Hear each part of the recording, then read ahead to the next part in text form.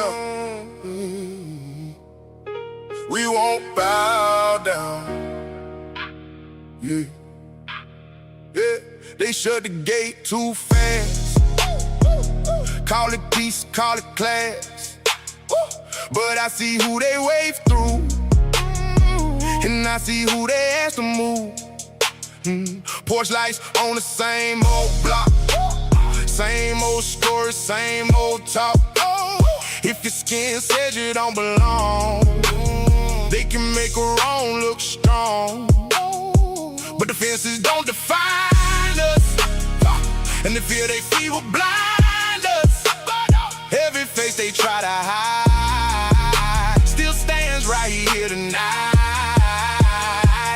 Keep us out, keep us out, keep us out. We know what that is about.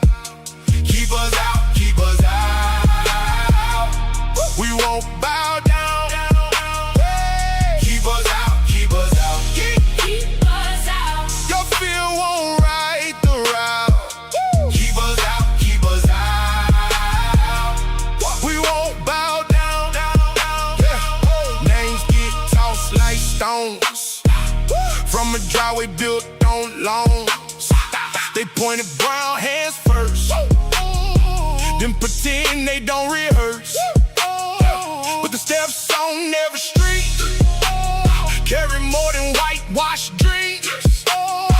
We belong where we stand, no permission in our hands.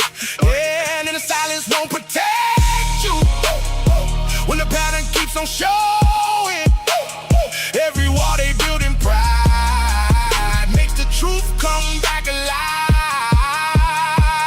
Keep us out, keep us out, keep us out. We know what that is about. Keep us out, keep us out. We won't bow down. Keep us out, keep us out, keep us out. Your fear won't right the route. Keep us out, keep us out. We won't bow down. Let it crack, let it show. Every lie they try to grow, one by one the voices rise till the whole thing can't disguise. Keep us out, keep us out, keep us out. We know what that is about.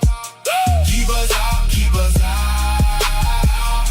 We won't bow down. Keep us out, keep us out, keep us out. Your fear won't right the route. Keep us out, keep us out. We won't bow down.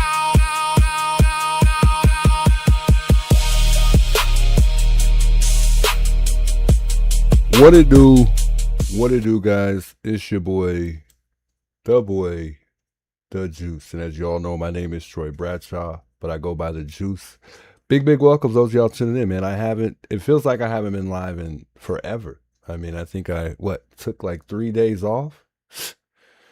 Feel like I'm irrelevant at this point, guys. I don't even know if anybody even remembers me anymore. Man. Hope everybody's having a good Wednesday evening or Thursday morning, for whatever day it is for you. And shouts to everybody tuning in from wherever you're tuning in from. Big welcomes, guys. Man, it hasn't been really too many things popping off lately. There hasn't been really any updates since the whole Callella situation. I mean, it seems like a lot of people have kind of stirred away from hope. For the most part, I feel like a lot of people are starting to kind of like get overwhelmed with the case and kind of go a different direction.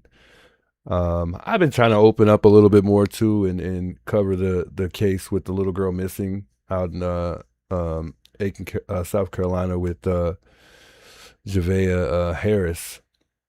And there hasn't been any really updates on that. The little girl's still missing. They did go back to her house and search the home. They did come out with a couple things from the home. I don't know if that was remains or not. We still haven't heard any update on that at all. So there wasn't really much updates as of today or yesterday, really. So yeah, I mean, but I had a, I guess it was good to just kind of take a little break from the Nancy Guthrie case for a second too. I mean, it just really hasn't been too much going on with the case, but I am here to remind everybody to stay, to encourage everybody to stay hopeful, remain hopeful. I mean, this case, I think 100% will be solved. It's just only a matter of time. And I know I've said this a millions of times, but I think it's just a matter of time. And then, I think there's a couple things that have been questionable pertaining to Callella. And I think that's one of the reasons that really provoked me to get on tonight. Nonetheless, I mean, I miss you guys all, of course. But I mean, I watched the interview room today. Not all of it, some of it. Chris had some very good, interesting things to say. Not only that, I went ahead and screenshotted some of the plea agreement that he got for Callella. And man, oh man, is there some interesting things in that plea agreement that we definitely have to evaluate tonight for sure, or observe. I mean, it's now I'm starting to kind of believe, because me, originally I thought that Callella just really didn't have nothing to do with it, but now I'm starting to kind of think maybe there is a possibility that he does. And I know a lot of you guys were trying to bring to my attention the fact that, well, this guy took a plea deal. And, anytime you take a plea deal, a lot of the times people take those, they don't, want to risk losing in trial and ending up getting more time. But when you look at big cases like this one, it's a little bit different. And, there is a good possibility that Callella, there's a possibility that Callella might have took a plea deal to stay quiet or for other reasons. And I believe that would be pretty much called a gag order for the most part. And I think there's a couple other things along the lines of certain things that revolve around that specific situation. But let's dive into it. We gotta dive into that. It's been 158 days. 159 if you count us going into tomorrow, since Nancy's been missing. And make no mistake about it, this case has been a mess from the moment they couldn't figure out whether or not Nancy walked away or not. Sometimes I wonder if, any of us are even ever close in theory, based on what really happened to Nancy. Sometimes it just feels like we have to revisit things more than enough. But, in this case, I feel like you have to, with a little bit of information that we have that's been given, based on what happened to Nancy, we kind of have to revisit things over and over again. And I think doing that, we've bottled up a lot for sure. I know it feels like we're going in circles because I see the frustration in the comments. People have been reaching out saying, hey, just give up on this case. They don't want you to cover this case. They don't want you to, they're picking and choosing certain people in the media that they want covering this case, which could be possible, but I don't care. I'm not going to stop because they don't want us covering this case, right? I mean, I don't care what they think. And why would they want us to not cover this case? Very interesting. If that's true, but people are saying that. And I've noticed, a lot of people's, even views have started to kind of die down revolving around the Guthrie case. And I think that's just because people are kind of overwhelmed. They think that this case is going cold. And, I hate to see that, but I don't think so. And if I can continue to shine light on it and by keeping the case alive, I'm going to do that. I'm going to make every bit of effort to do that. I finally got some flyers. I need to make some more copies of those, but I definitely got some flyers now, some pretty good ones. And I'll either be out this weekend or sometime next week. You guys will probably see me boots on the ground trying to get out here. So I'm kind of a little excited about that. I'm just trying to figure out where I want to go. I know AJ and Nick have been at that park.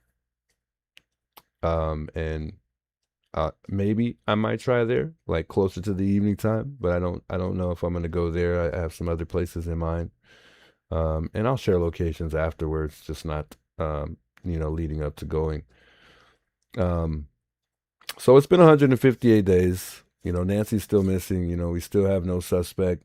We still don't have any DNA results, and there hasn't even been any major updates.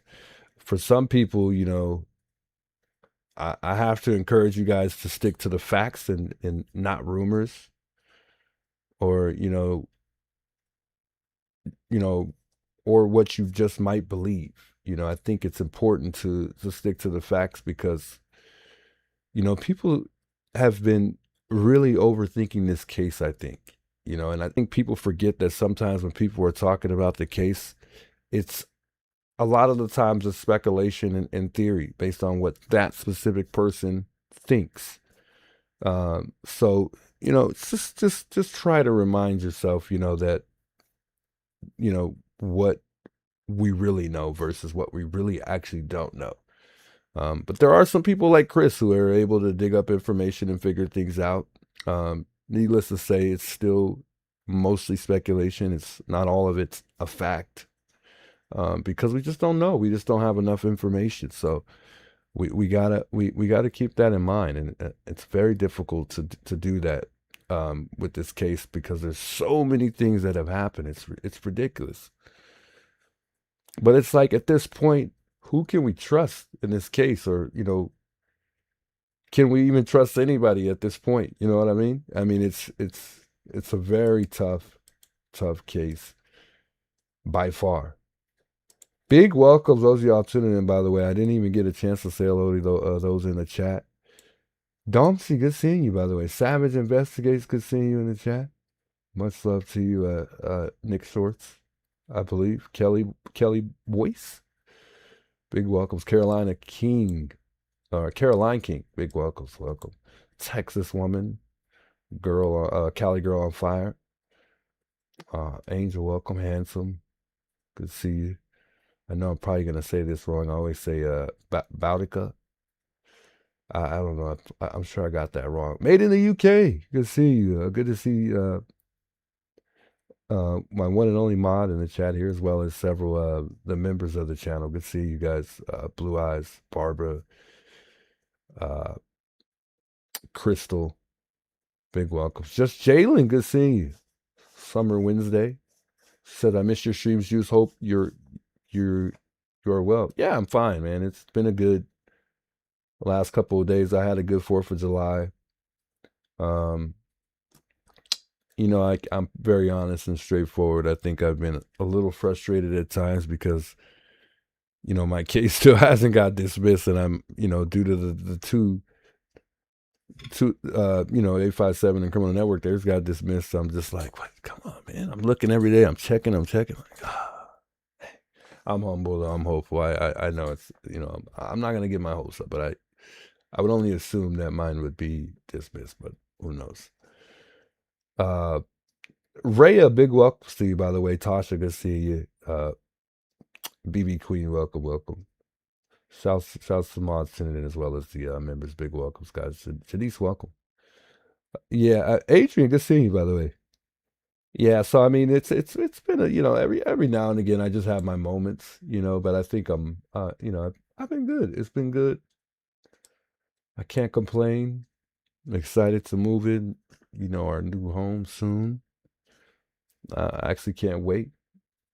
So you probably won't catch me on Friday.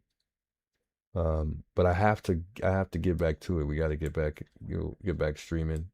Can't wait to get out here and get on the ground. I keep saying that, but I haven't got out here yet. It's been hot out here, guys. I think we hit I don't know. I think it was probably 107 the other day.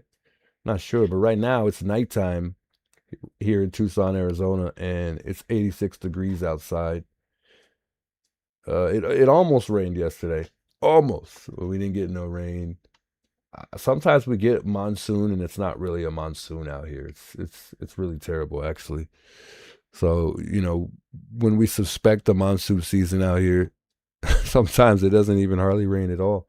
But we don't get much rain here in Arizona anyway. So if you ever come to Arizona during monsoon season, don't expect it. It's bipolar weather, which means you really don't know what to expect with this weather sometimes.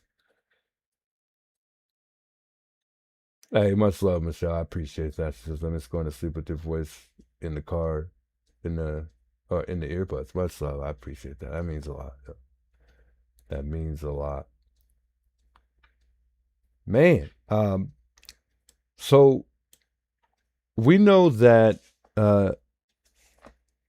Derek Callella just went to court recently. And like I was just saying, he took a plea deal. I want to read some of the plea agreements because like I said, I actually shot at some of the ones that Chris had. He paid for some of the plea agreements that fall under Derek Callella, and there were some very interesting things he had pointed out. If you don't know who Derek Callella is, he's the guy that sent the fake ransom text asking about the Bitcoin. He knew an earlier ransom demand had already been made, and his intent was to harass the family, and pretty much he inserted himself into this investigation. So he pretty much probed the investigation. He followed the case online and exploited it. He used a VoIP number registered to his own Gmail account. And also he was not connected to Nancy's disappearance from what we heard, but that's in question, especially tonight. We do know that Callella was negotiated some type of plea agreement. He got, from what I heard, 5 years of probation for both counts. And so he's going to do the mandatory drug treatment, which was ordered immediately after the plea, for the serious charges that he was facing. Those were dropped. One of them being that was the ransom charge was one of the charges. So yeah, that's pretty much the slight background on Callella. And I think a lot of us thought that Callella was had some type of ties or relations to Annie and Tommaso, because he and Tommaso have the same DJ, and I believe his name is Mijito, and they play at the same place, which is, from what I've heard, downtown here in Tucson. I think it's at Hotel Congress, because that's really the only place where you can play besides the Rialto. TMC is too big. Not TMC, the TCC, which is the Tucson Convention Center, is just too big. You got to be a superstar to host a concert there. But there's a couple little local areas that you could go to play. But anyways, he and Tommaso play at the same place. We figured out that they played at the same place, but they were both on different dates, but very close dates. So I think that's why people suspected, them to have some type of connection or know each other, and at the very least know of each other. Although we don't know. But Tucson, I'm gonna tell you right now, it's a small world here, and the longer you're in a city, period, because this is a fairly big city. We've got over 1 million people. The longer you are in a city, the smaller it becomes. That's what I always say. So to me, there's no chance in my mind that Callella and Tommaso definitely know each other or have met each other at one point in time. But that's just my opinion. We haven't really figured that out yet. We don't know. But I think, once this case really unfolds, I think that's something that probably would come to light if it turns out to be the case. So I mean, hopefully what we question is true, because everything seems to be kind of lining up in that direction. So Chris was going over the plea agreement. He stated that in those plea agreements, you have a choice of what paragraphs you can put into the plea agreement. You don't have to put the entire paragraph. And I think we all took notice to something that just didn't look right in the agreement as well, because there was someone else who brought that up just the other day, and something stood out to some of what like the FBI, you know, might be just up to behind the scenes. You know, they might just be cooking something up. We learned that, you know, they're not really putting every bit of information in that plea agreement. So they're not putting every piece of the documents that they're, they're not putting every piece of information in those documents.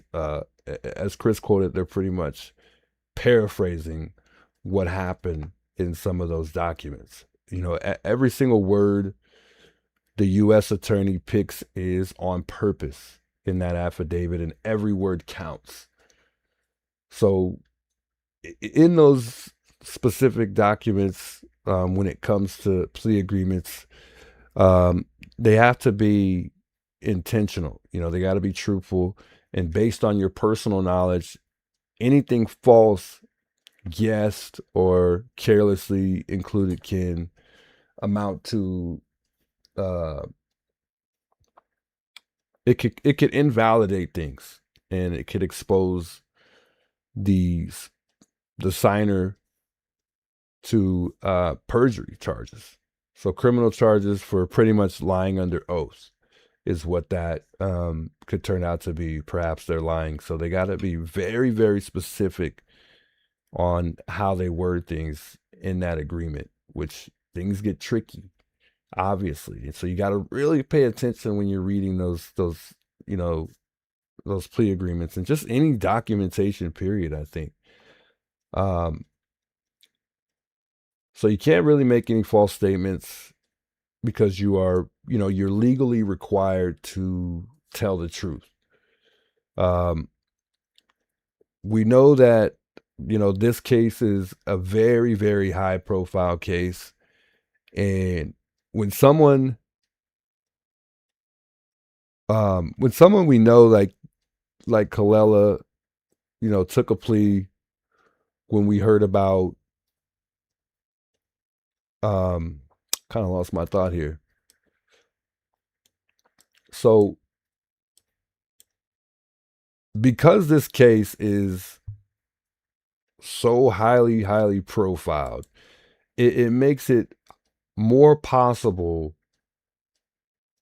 due to the fact that Callella could have taken a plea, to be quiet for the most part. I know in the beginning, before this all took place, we had high hopes that we could get a huge break in this case. But I don't think a lot of us kept in mind that, as quiet as the FBI has been, we should have known, even if they had something, even if he had something to do with this, they would hold on to that information from the public. And I'm assuming, due to the fact that maybe it's a big part of what they're building, they would keep that, for evidence, for case purposes, they would just keep it confidential. I mean, I think we should have kept that in mind, even if, they did somehow have information that Callella knew something and he was tied to the Nancy Guthrie case. But I think some of us believe that there's a gag order or some type of protective or sealed plea agreement, that may be put in for Callella.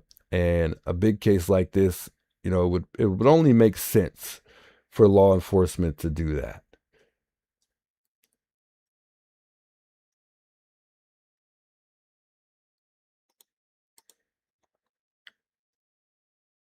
PI56, thanks so much for the $5 super chat. It says, Juice, I try to reach out to you so often with no luck. God bless you, and I know God bless you, and I know that I love your channel, and you're such a great guy. Great guy. The very best to you. Much love, PI56. When did you reach out? I've been looking at my email. It hasn't been too active lately, so I mean, feel free to reach out. I mean, I've been trying to respond to everybody. I might have overlooked yours, and then I could have been caught up at the time and just kind of forgot. I don't know. Somebody had reached out to me earlier, and I think they wanted to call in to share some information. Don't know what to really expect. Actually, you know what? Let me go take a quick look real quick, and we'll open up these phone lines too tonight, of course. But somebody did reach out, and they were like saying that they had something that they wanted to tell me that might have been important, that they've been trying to reach out to Criminal Network, and I think 857 as well. Michelle says, I don't know if anybody remembers remote viewer Butterfly Karen on JLR's Live at Nancy's, but she has had many videos after. It's interesting. No. Maybe that was before I started going there. Not too sure.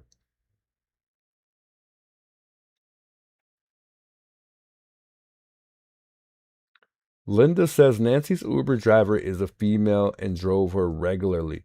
You know, we got to check out Connie. Thanks so much for the 10 gifted. Oh my God, you're amazing. Much love, Connie. I appreciate that. God bless you. You know, that's crazy because I think the last time I heard about the Uber driver, they did state or refer to that person as a she. However, I don't know. I don't know. Maybe Chris brought that up. I didn't watch the entire interview room. Another thing I wanted to bring up tonight, I don't know if you guys watched Nancy Grace, but Nancy Grace had brought up, and somebody already had brought this up before. Nancy Grace is like a couple days behind when it comes to information, and I love her to death. But she stated that the media could have planted those gloves, or somebody in the media could have planted those gloves. And I think that might have came from Harvey from TMZ first.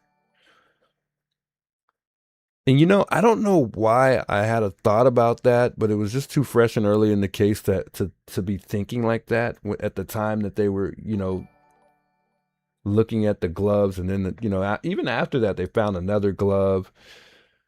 I didn't know what to think about that in the beginning. I did know what to think because I was the first person to say no way, because it was just too late for a glove to be there.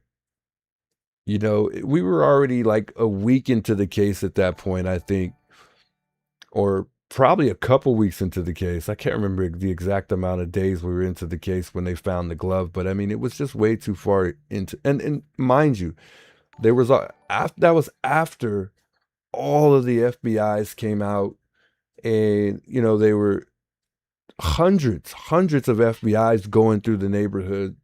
Not to say that there's a chance that they didn't, you know, miss something, because that's seems like that's been pretty common in this case. But I don't know. I just think we were way too far in the case for that to be a possibility. If you are officially a member, don't forget to go thank Connie. Shouts to Connie for the gifted memberships. Much love to you. PI to B Lady, Sego, Megan, Kelly Burkhead, Emily, as well as I think it's Mikey's girl, Beachwalker, Tika Jersey. I might have said that wrong. Penny Rogers are all officially members, all thanks to Connie. Much love to you, Connie. God bless, man. Dang. But I don't know. I don't know what you guys think, but I feel like those gloves were planted there. I've never been a big believer with the gloves. I think that there were times where I questioned it, like, maybe, but no, I for the most part, 80%, I didn't think that those gloves were anything, and it turned out that they weren't anyways.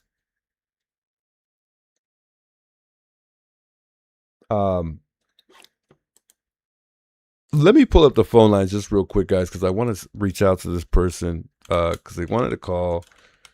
I can't remember exactly word for word what they had said, but they did say they wanted to share some information tonight. And I was trying to remember what exactly what it was about, or if they even said what it was about. I couldn't remember, but you never know. It might be interesting. It might be something we want to hear about. So I just want to tell them that I'm on if they're not here in the chat. Who was it? You know what? Never mind. Somebody just said right now that they've been trying to reach out. Feel free to text me if you have my number. If you don't, just send me an email. I'll be looking at that throughout the stream tonight.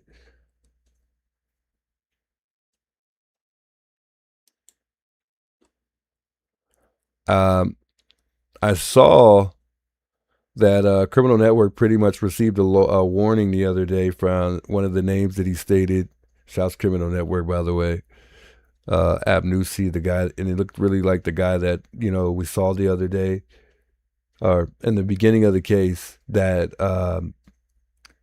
well, around the beginning time, that was asking 857. I think it was 857 that approached him if he was going to be famous, and is he TMZ.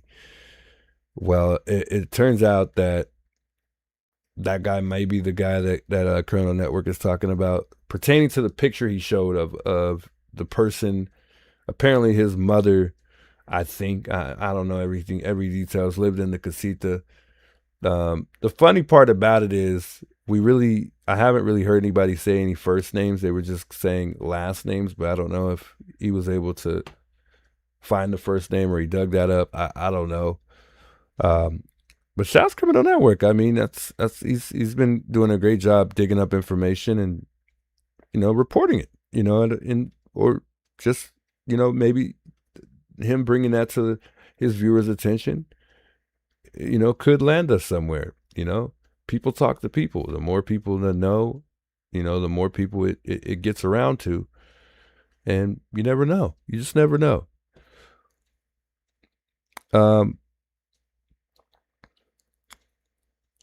Let me just text this person real quick. I don't know if this is them. Yeah. Somebody said that they had some info to share with me and Alex. And I think it's about that person that I just brought up. So maybe we'll let them chime in. Agent says the juice, be careful. Yeah, I'm not here to, I don't think that person has anything to do with it. I know like I told you guys, when the first time that it was brought up was, I think it was JLR. He was the one who said that he has 5 names. He had a source that reached out in Scottsdale, I think, and that was the list of people that apparently either those 5 people or one of those 5 people lived in the casita. That's all I really know. But I'm not going to dig into it because I really didn't think those names really, I mean, you never know, but I never really thought that those names made sense to me as far as somebody living in the casita, just because it's like seems like some type of foreign name. I don't know what those names, I can't remember. We looked it up of what nationality those names usually fall under, but I can't remember. Was it wasn't Arabic, was it? No, I don't think so.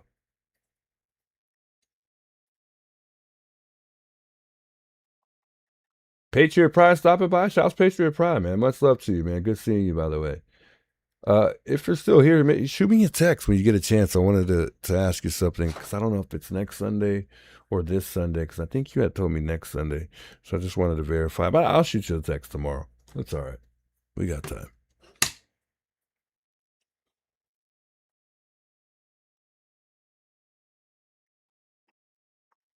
So I want to play this video with Nancy Grace. She's talking about, this was just from the other day. She was talking about how Harvey brought up the fact that the DNA or the gloves could have been planted in the neighborhood when they found those gloves, or somewhere around the neighborhood. But I'm going to reach out to this person real quick, see what they're talking about, see what information they're trying to share. And then we'll just go from there. Is this Sunday? Oh, this Sunday. Okay. Dang. I think I'll be settled in and everything too at the new place by then. All right, so I'm gonna call this person real quick, guys. We got sound? Oh, we got sound. We're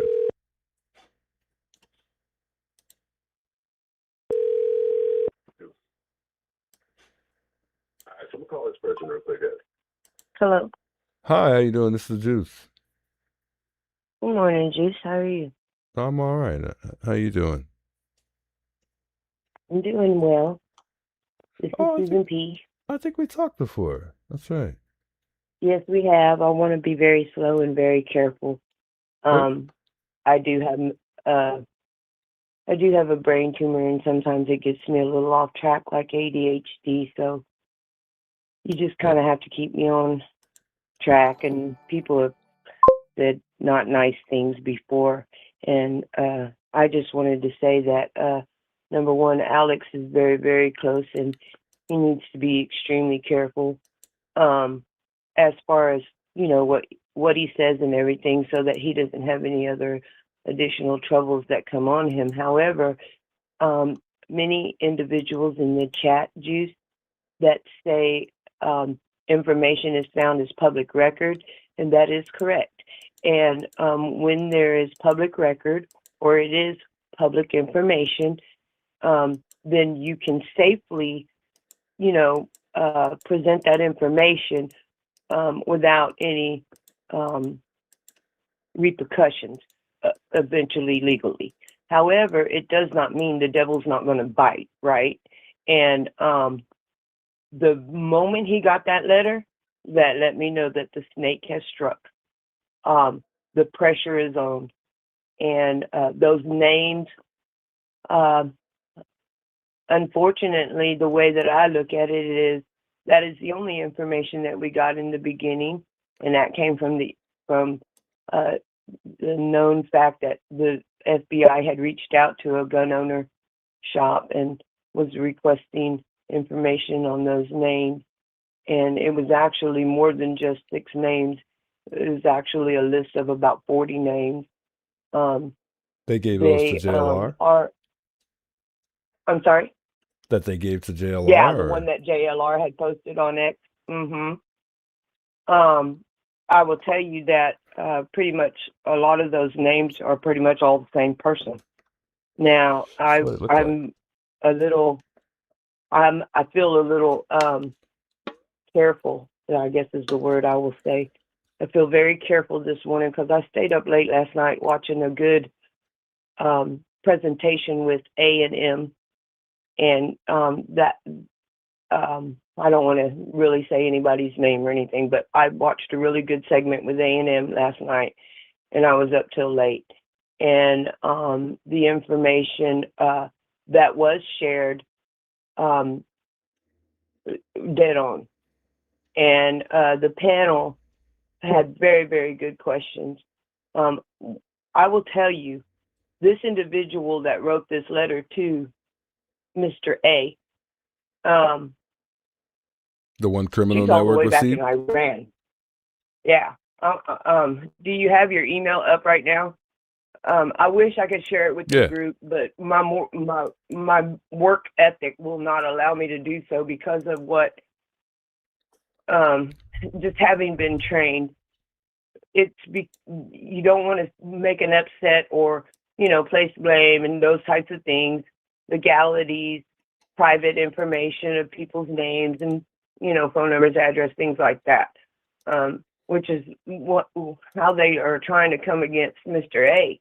And It's because the pressure is there, and I absolutely believe it's because we're hitting hot coals, and their shit is falling apart, and they're trying to do damage control and can't. Like, I feel like they're losing their grip. And that gentleman, that picture that you were talking about, that was shown on the video that day, that is the same person on the top and the bottom. He just got longer hair, and his face was down a little bit on the bottom picture. Mm-hmm.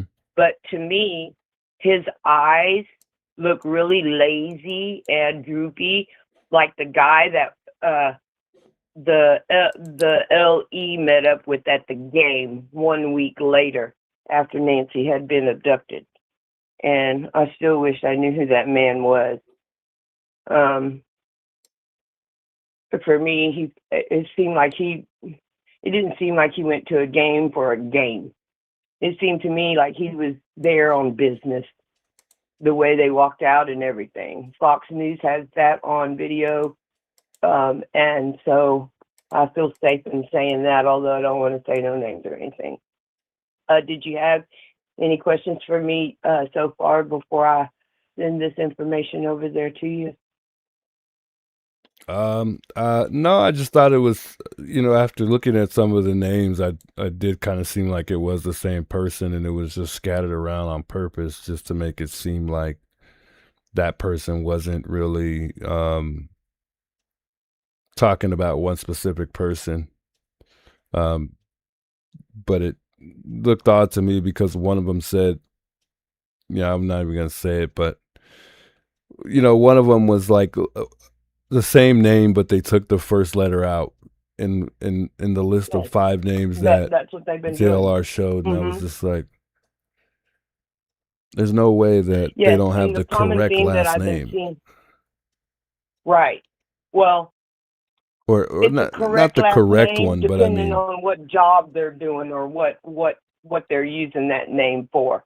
Because I have literally been online and watched the communication, and I have seen Nancy's picture pop up on one spot and then disappear in another spot, and it scared me. It scared me so bad, Juice, I changed my channel. This is how can I say it? The depth of the information, which is just literally skip tracing public information. But when you put the connection together of the people, because that's my skill, was the connection of people, and finding those people, and how to find those people, and where did those people go, and when did they move, and how did they move, and where did they go to, and where were they at? Okay, and you can find this information in public records at the county clerk's office. It's of course all online and different now, but that was my skill, and I always stick with what is public information, not really trying to add anything that is not fact. Okay. However, everybody has their own opinion. The more I have seen, and I've been watching this from the beginning when she was taken for my own curiosity, and the more that has unfolded, it is very, very deep. Everything that was talked about and discussed last night, it's all there. It's all part of the package. What I can tell you is that the individual that was there at the casita moved to a home on Ironwood. I'll say that. mm-hmm. If you're going to put flyers out, if I was there and I was going to put flyers out, I'd put it all around Ironwood. I'd put the pressure there. I'd put the pressure on East River Road. I'd put the pressure there. Because the information, I'm trying to send the whole, select all.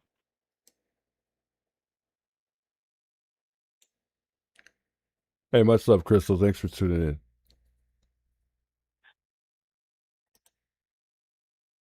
in. I'm getting ready to email this to you just for you to be able to see, as well as the other host. So is it like somebody, And I you saw this on somebody's have channel? forwarded on, but I'm sure. I'm sorry. So you saw this on somebody's channel, whatever your. Oh no, this is information that has been skip traced and found on public records. Oh, Yeah. The individuals that spoke that stuff at Mr. A, they own a big company, and the person that owns that company is another person in Iran. yeah. And that person in Iran has medical skills, qualifications, knowledge. And what I found is there's a certain way that women put on their makeup and things like that in the Eastern part of the world. It's a bally look. It's a very smooth but thick type of makeup. The lipstick is very thick. It outlines up over the lips, okay? This individual has that face, and then they also have, how can I say it, an American face where they're not wearing that type of heavy makeup. But you can look at the two pictures simultaneously, and you can see it's the same person. Same lips, same eyebrows, same eyes, same everything. And that individual has other names that they have created. These individuals are whiz at content creation, and they are communicating online with what they are doing. And the other common theme that I seen was, and it was at this particular person's name, and when these names came out that I saw it, that I looked at the picture of her, which is this woman that I was telling you about, and it was the picture that I saw looked like the one that I saw from her from Iran. And it was a slightly younger picture. Well, a couple of the digits were changed, and a letter or two changed. But what caught my eye was it was the exact same credentials from the exact same place, stating the exact same type of a background from another woman who was actually the age that seemed appropriate enough from the time that she was a young woman to this age that she would have made all of these accomplishments. And I couldn't figure out, God, how can this person be so young to have had all these accomplishments?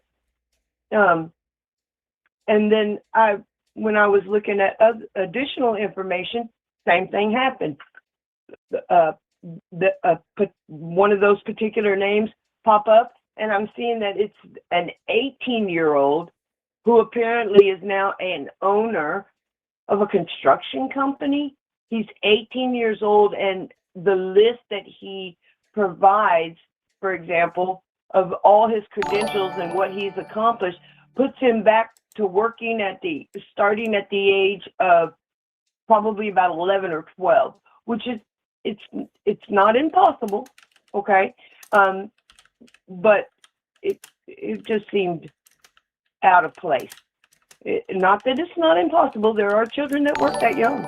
People who that work within their family businesses and things, and there's young actresses, but not generally. But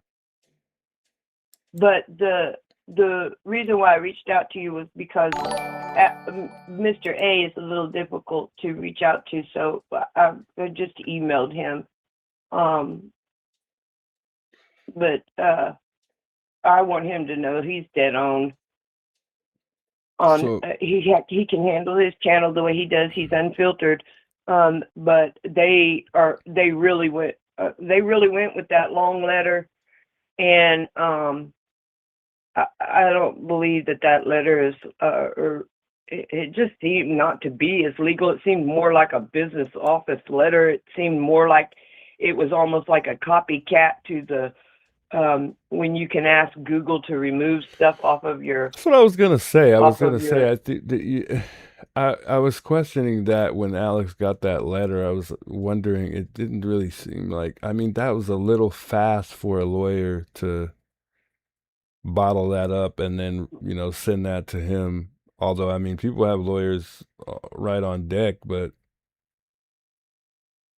yeah. usually, with a civil suit, I've never really seen anybody get a warning before they proceed. Usually, you're just kind of hit with it. Because it seemed like they were kind of threatening him, like if you don't stop, you're going to get sued for the most part. And it seemed like to me that Yeah. it was just fairly It's too like a fear quick tactic. to come up with that. And Uh-huh. I don't really know. I'm not somebody who thinks this person is the guy, but I'm just saying that was a little odd for them to, write that whatever they wrote up. And then, I mean, what was it, like a couple days after he did the video? Maybe Well, 3 days. I think that, yeah, but from um, somebody in the chat had mentioned that the date on the letter was the date prior to even the live showing. Big clue that I can tell you they're the trolls for sure. So wait, what are They're you saying? definitely the trolls. You're saying the day after he did the video? No, Or from what I understood, somebody in the chat was saying that the letter itself was dated the day before the actual live oh, aired. really? I thought that's what you said. Yeah, How? and I never did. Yeah, I never did get it. When I saw that on the chat, I was like, oh yeah.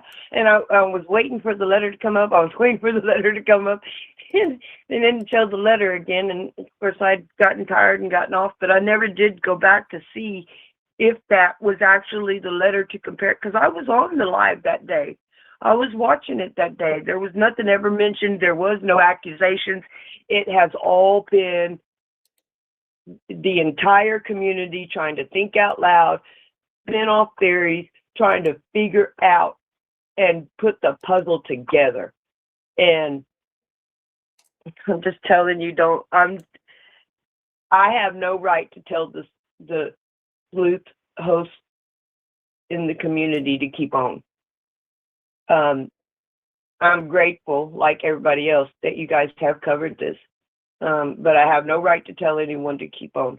I hope that it does not die out, because I feel like you guys are so close. The coals are so hot. And, I've forwarded my information like many others, and I just feel like it's sitting in a pile that is so high for the, investigators. They have to go through every single one. Innocent. And, I don't think it was I'm just, a legal letter, but they're I don't working know. the And I case. don't think this is a person, I but guarantee you I they're love hearing working the people's case. stories. And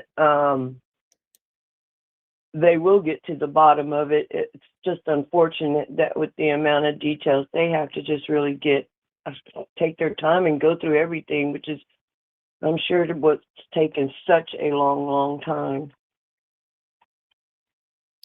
Yeah, I mean it's definitely interesting, that's for sure. But I don't know. I just put pick in my info. Now there is no pick on this one. Oh, I forgot to send it to the other one. Hold on.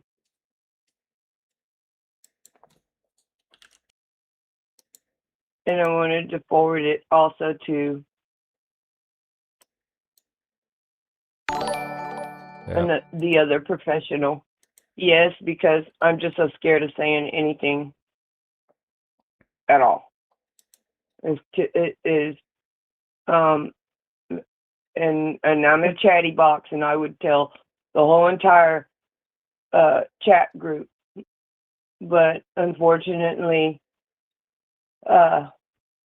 legality purposes, and the right to privacy, I will not do that. But to share it with the professionals, knowing that we handled this information appropriately. And I know that anything that you felt was necessary, you would, appropriately handle that information to the proper authorities. But again, like I said, I've forwarded my stuff too, and it's just a matter of time. I believe that the things I've seen does show that the FBI is on it. It's just slower than what we would like.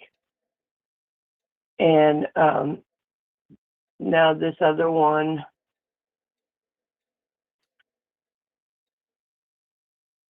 So what really convinces you, the fact that this, like, how this person lines up with the perp, or is it just what information you're seeing? Okay, it's because of the people that are connected to Nancy.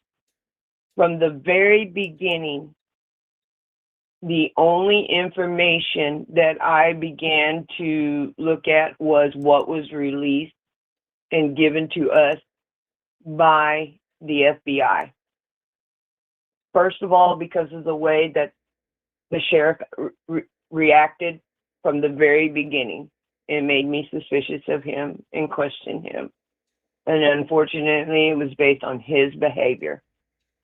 The mere fact that no one was allowed to even come in and get help, especially the Cajun Navy, that was a big thing for me. The second thing is that there was a But that woman one who's a specifically revolves professional. around the sheriff for me when it comes to the Right. yeah. And so nothing that he was saying was anything that, I was just interested in the case, right? However, it was when those names came out, because the moment that the perp had walked up onto the porch, I thought immediately Middle Eastern. And it's just because I know Middle Eastern, and it just, the eyes, the way he was walking, the dip down, the way he dipped down getting up on the porch, and that gun in the front. Although, yes, that I've heard that that's a Mexican carry too, but it was just something that made me feel Middle Eastern. So when those names came out, I looked at them all. And that is what gave me more and more convincing. Now, there are some other people, and the channel that I first started watching, that I continued to be a membership of, sorry, I lost my train of thought for a moment. When I first started watching that channel, there was some information that came up on coordinates and stuff. And the individual was talking a little wackadoodly, like I know I can sometimes, about this information regarding Nancy.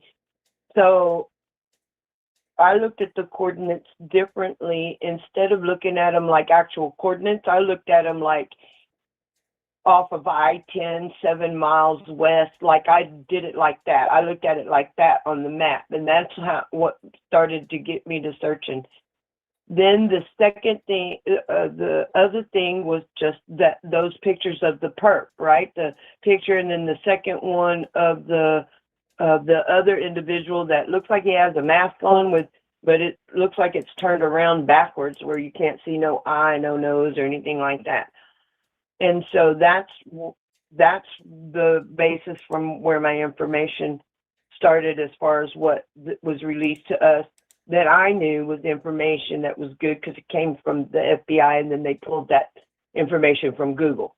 Well, there's some other individuals. There was an older lady that was with Brian Enton on a segment in a show, and what she was saying, Miss Burgess, she's saying that if it was her, that working the case because she's done retired now. She said she'd be looking at everybody that Nancy had been connected to, who were the people she was surrounded with. Well, that's how I started my thought process or my examination of my own interests. And I looked at everybody that she was connected to. Now, I will tell you exactly what pissed those people off. That's the reason why A got the letter. He had a guest panel individual, or let me say that backwards. Sorry, I'm still a little sleepy. Jeez, after watching that show, I only had got a couple of hours sleep. What was I saying? I'm sorry, Jeez. You were talking about I'm sorry. Go ahead. No, if you remember, you're good. You were just talking about, you were going to go on to say something about Alex when he was doing the show about the person. Oh, yes. Yes, it did. He had a guest on the panel, okay? And this guest shared some very vital information. I will say that. Oh. Okay? He shared some very vital information. And that vital information is what triggered that letter. And this guy is unafraid. He's like Army vet. He's unafraid. He knows his stuff. He knows what he's talking about. And nothing that was shared on the panel that evening, because I was watching, nothing was said to blame anybody or anything. It was all public information being discussed, and the individual that was on the panel mentioned his information, and he shared it, and he shared it boldly, and it scared the snake, and they struck. And I'm absolutely almost sure of it, that was what triggered it, what got that letter. What if they're just being honest, though? What if they're really just upset because their name is, being thrown under the bus? You know what I mean? I would say they have a right, okay? And until we have solid evidence, and I can tell you right now, if there was information that I believe that if there was information, solid information that was rightfully needing to be released to the public, I assure you, FBI would not go to no third party. They would not go on the side to do any of it. They would go directly. They would hold a press conference, just like the president. They would hold a press conference and they would release that information. And at this point, the case being as big as it is, I'm sure it would probably be Mr. Patel or somebody in a high office like that would release that information. Because apparently local law enforcement with Pima County has reported already that they are no longer in communication with the family, reportedly. And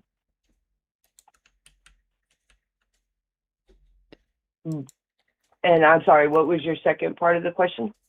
No, I was. That's all I was asking. But I mean, I don't know. To me, like when he came up to, this guy came up to 857 that day, because I think that's who it was, right? When he was saying that he thought he was going to be on TMZ, or he thought he was TMZ, or with TMZ. Mm-hmm. To me, that the behavior was that weird. No, to me it was for me it was normal.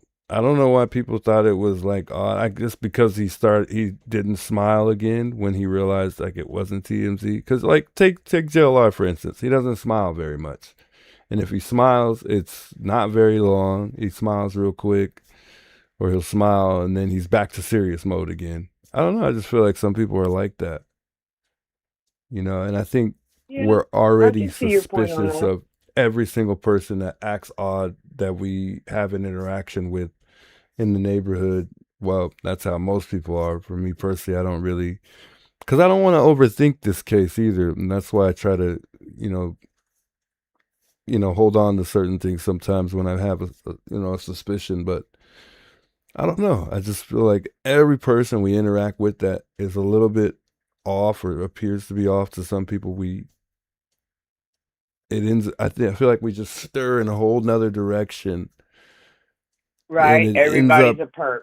going too far sometimes. Yeah, and it's like, oops, Yeah, you don't want to really add more yeah, leads because that's really what it is. It's more leads that is having to be looked into and stuff like that. And I can certainly see what you're saying about that guy seemed normal, like a guy passing by and he sees all of the action. He's just kind of wanting to know what's going on and asking questions. And yeah, I did see that where he just seemed like he was kind of wondering what was going on, seemed a little clueless a little bit. But I just thought it was a little weird that to be acting that way, you had such targeted type of questions. It just seemed like to me. yeah. I mean, I get why people can think that, but I mean, at the same time, it could just be his personality. He could be like that, but then again, you never know. Right. You never know. I mean, because I think a lot of us were convinced that, based off statistics, a perp does revisit the crime scene at one point in time. So I think that was a lot of our expectations too. And I think that's what provokes a lot of us to think that, somebody, is the perp that we have on foot, that, after so much footage, I think people are, really think we might have came across them on camera at some point in time, which is highly possible, but I don't know. I don't know. Okay, here's the. I just. I don't know.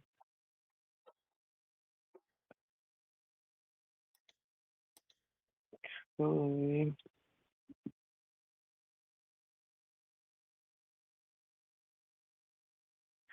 Rory.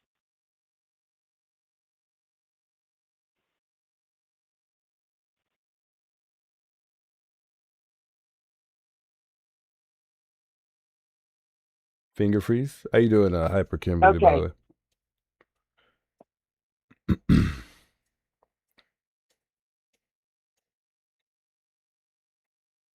Didn't I he just ask sent what the it to neighbors were you. thinking? Yeah, he asked what the neighbors were thinking. Yeah.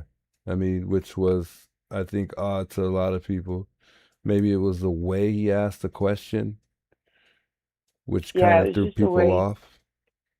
It's almost kind of like he was trying to fish, but not be suspicious Yeah. about fishing. And I just sent you. Do you see it? No, I'm looking In your right email? now. I'm almost there.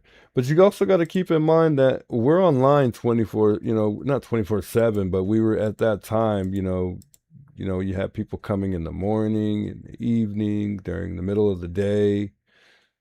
So, I mean, if he really wanted to fish for answers or a little bit of information based on what the neighbors were thinking, it was all over YouTube. So, I mean, I don't know. Mhm. But then again, he maybe didn't know. He acted like he didn't know if he didn't know. Maybe he didn't. Mhm. Well, the information that I provided was what I came up with, and I provided the links and stuff. I did want you to see that pic. Hmm. I don't want to show it though, because it violates. Um, it just doesn't. It's nothing. There's nothing that's been solid brought forward yet. But we're all doing our homework. I've um done my homework only with what is public record information. And the only last thing that I wanted to say is thank you very much for allowing me a moment to speak on your platform. I apologize to anyone if I took too long. Okay. And I just wanted to give a suggestion that because you were saying we got to think of how else you could be out there and report. There's nothing wrong with being able to report something close by, right? Like at the edge of the street or like at a crossroad area, and then drive by her house really, really slow. There's nothing against the law and driving by the house really, really slow. Now, I wouldn't do it over and over and over and over again, because then that just stirs Sue Ellen up, you know? Well, they're out here driving down the road now really, really slow. I could just see her doing that. We used to have a lady lived on our street like that. Her name was Miss Bradshaw. And sorry, not to say anything My about last her name. last name, but her last name was Miss Bradshaw. Boy, she used to always get my little brother, because he used to love to be out in the street all the time with his friends. But she used to get him if he even stepped two steps accidentally in her yard. She was a real neat freak and everything. But yeah, she was the Sue Ellen of our neighborhood. She'd get on everybody. She'd yell at the kids. She'd yell at the dog, spit at the bird. It didn't matter. She was just awful. But she was she would just, ugh. And she used to love to shout, "I'll call Marvin Zindler." That's crazy. That's too funny. I'm gonna call Marvin Zindler. Yeah, I think reporting is like, I feel like it's like playing chess sometimes, but I feel like everybody's in a race to discover things first, too. So I think people kind of, sometimes we hurry to put information out there before we actually really get down to the facts, or sometimes we just don't know how to deliver it without, people not suspecting you, trying to,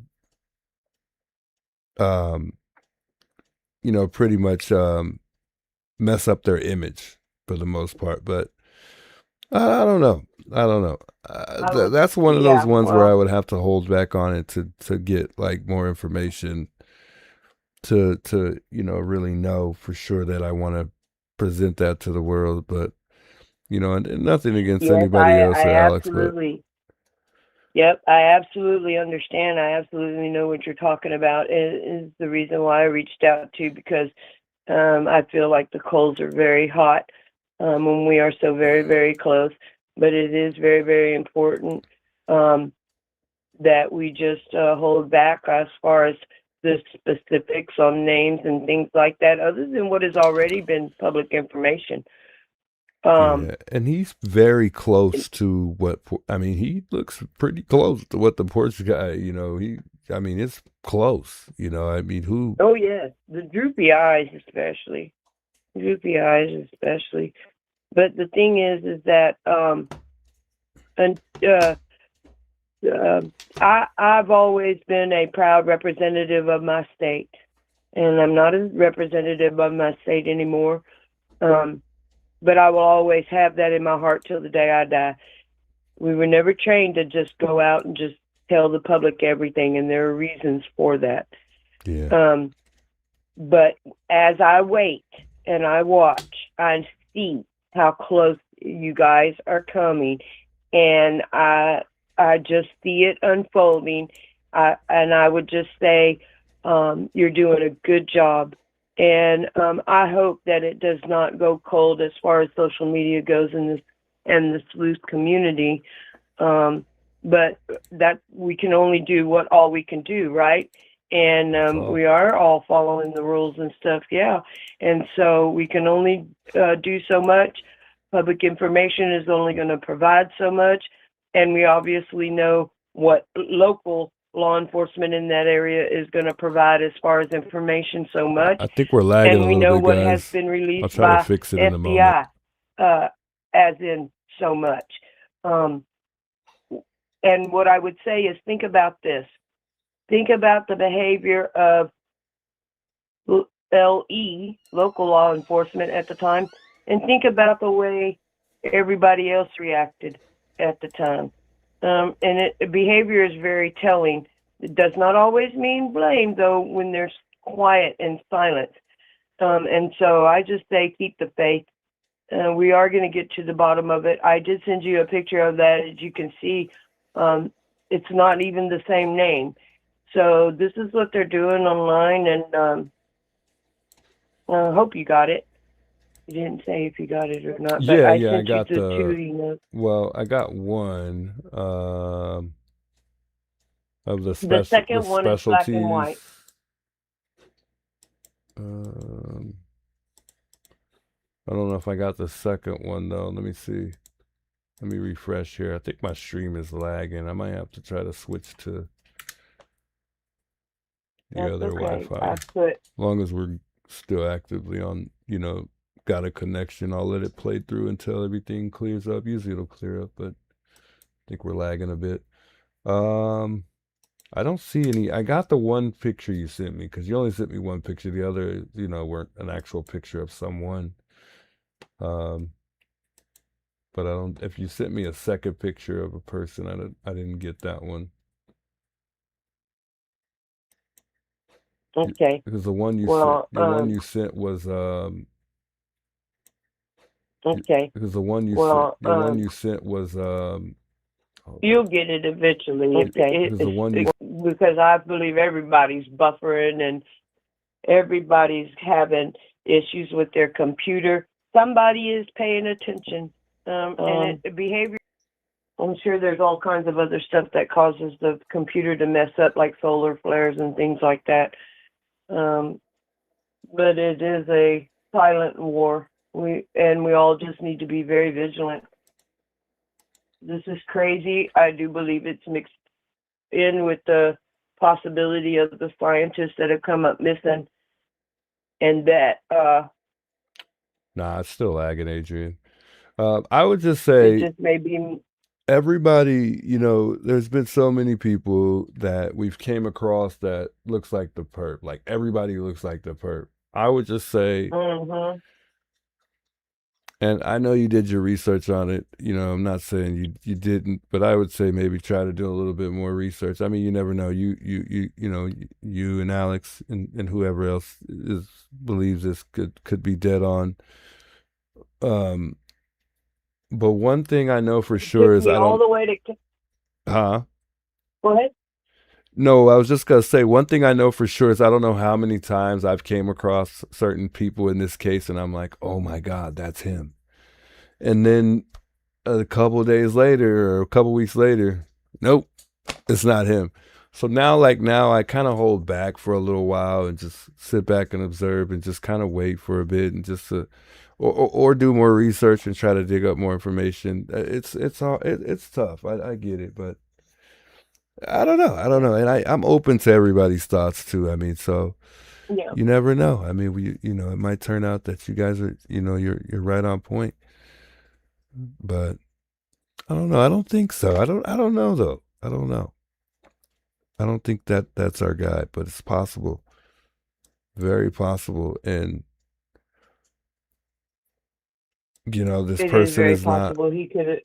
so far Well, came up in they the also have database. lookouts. Huh? People who want to do. People who want to do.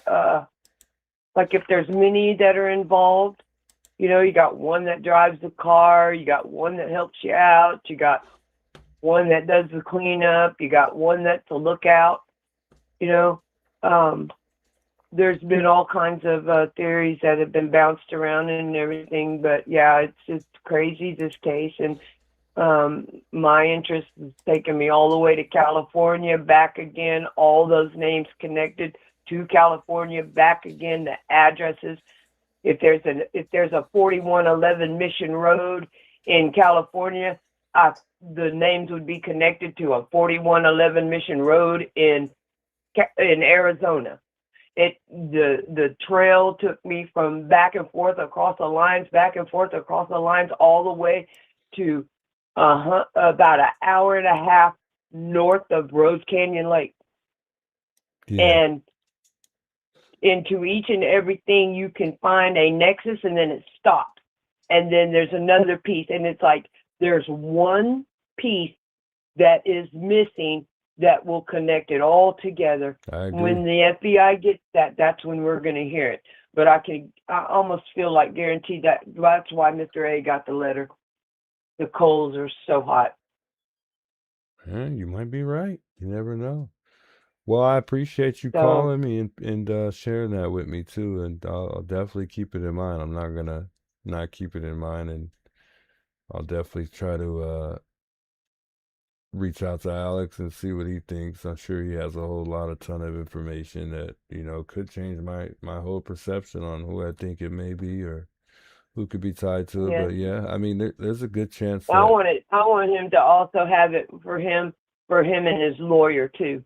yeah, I want him to have as much information as he can to stand his ground, because he's not, I mean, he's a truthful man about his past. that's why And we he's a respect truthful him. man about who he is today. And that's why I love him to death. And I watch his channel. And he just is a really good guy, and I just feel like he's being attacked. And he's being attacked for no reason. He's being attacked kind of like he's being targeted attacked, kind of like how Nancy was targetedly attacked. She's the odd one out or the weak one on the, you know, whatever the case. But I wish the best for him. Thank you very much, Juice. Good morning and a good day to everybody.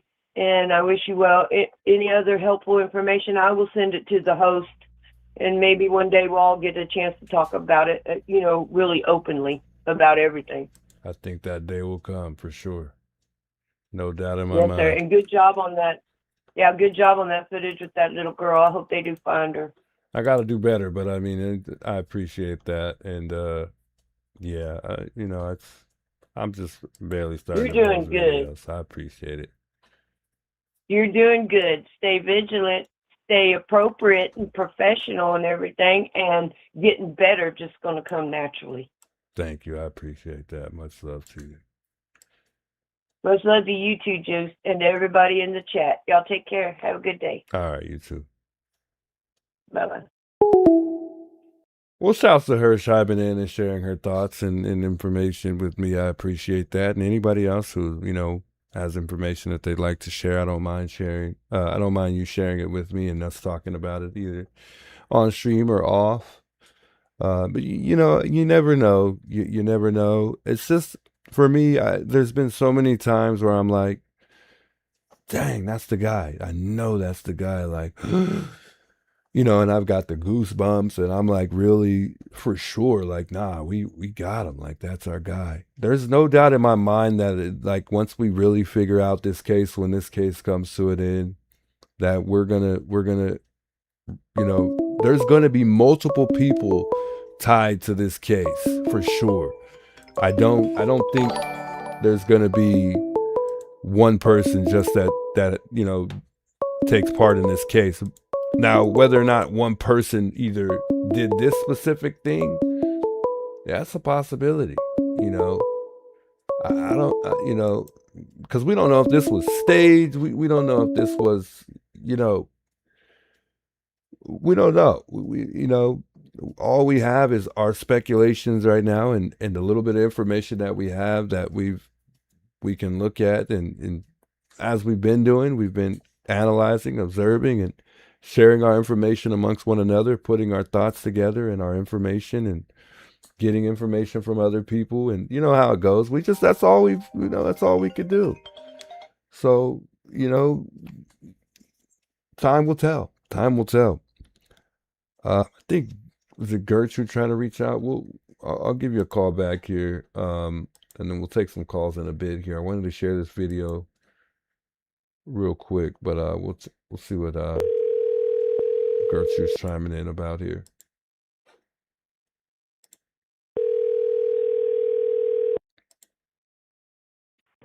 Hello? Hey, what's up, Gertrude? Were you trying to reach out? Sorry, Hi, Juice. I How was are yapping you? away. I'm all right. How you doing? Good. Don't be sorry for yapping away. That's what we're all here for, is Oh, much listen to Juice yap away. Appreciate you. Hey, I sent you a picture just now in I a text. Did you get it? I saw that. Yeah, it was So that you could understand what I'm talking about, because I'm so high, and it's not going to make sense. But I'm telling you, I'm on to something, Juice. I really am. So do you see where I circled where Nancy's body would be? yeah, let me see if I can pull it up here. So here's the thing, because I'm from Phoenix, right? I've lived in Arizona my whole life. And, you know, if you live like somewhere with woods, you hear about body being in the woods, bodies being in the lake. In the desert, we don't really have like a lot of rivers and lakes we have weird little man-made lakes, you know. Mm-hmm. And then you can't really dig because the ground is hard.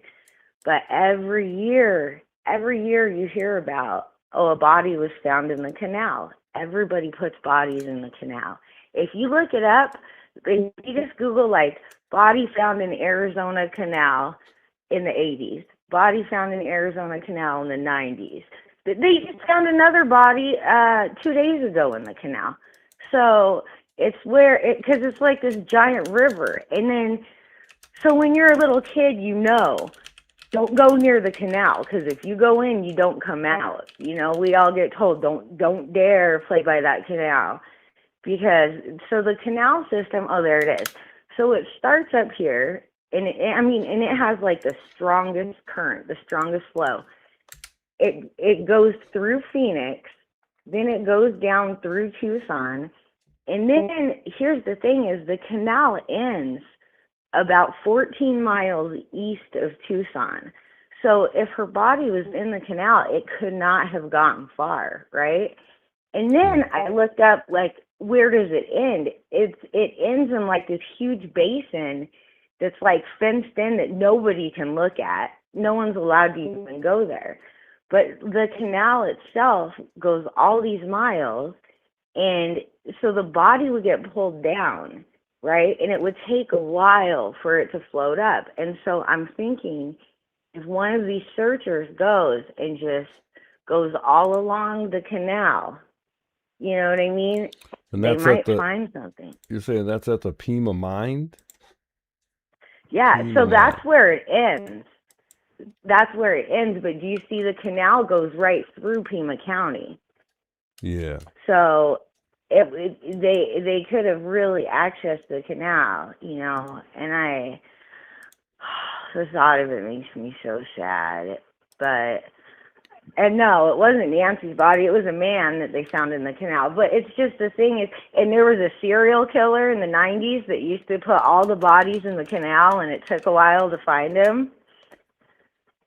I guess that's not too far away from Nancy's. I guess, I mean, I don't know if they would have, I mean, I think they would have traveled pretty far. I think there's a good possibility she could be somewhere in Mexico, but yeah, I mean, it says it's about 38 minutes, 24 miles from Nancy's to Yeah, I mean, this it's like Pima Mine.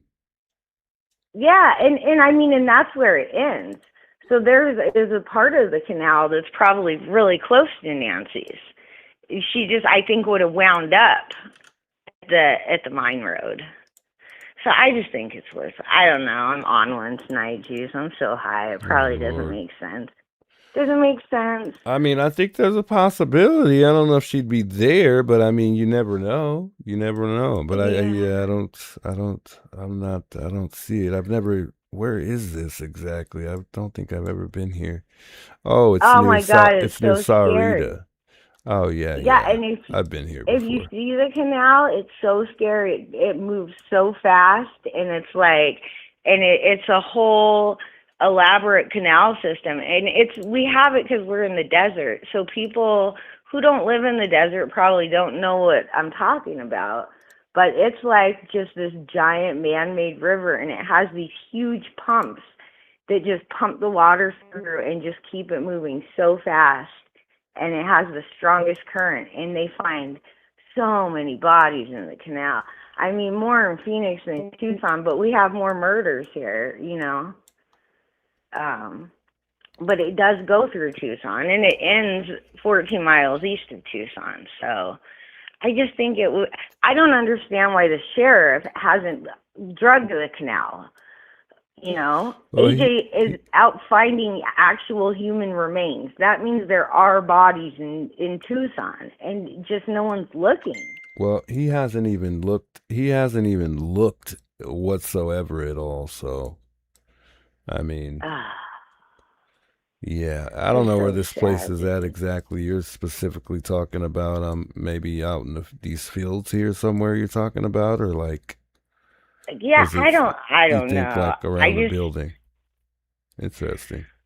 I just think she could be anywhere in the canal. She might not have even made it to the end yet. You know, if you just started at the spot closest to Nancy's and just rode down and followed the canal the whole way and just looked, I feel like it might be in there. But it makes me sad. You know what I miss, Juice?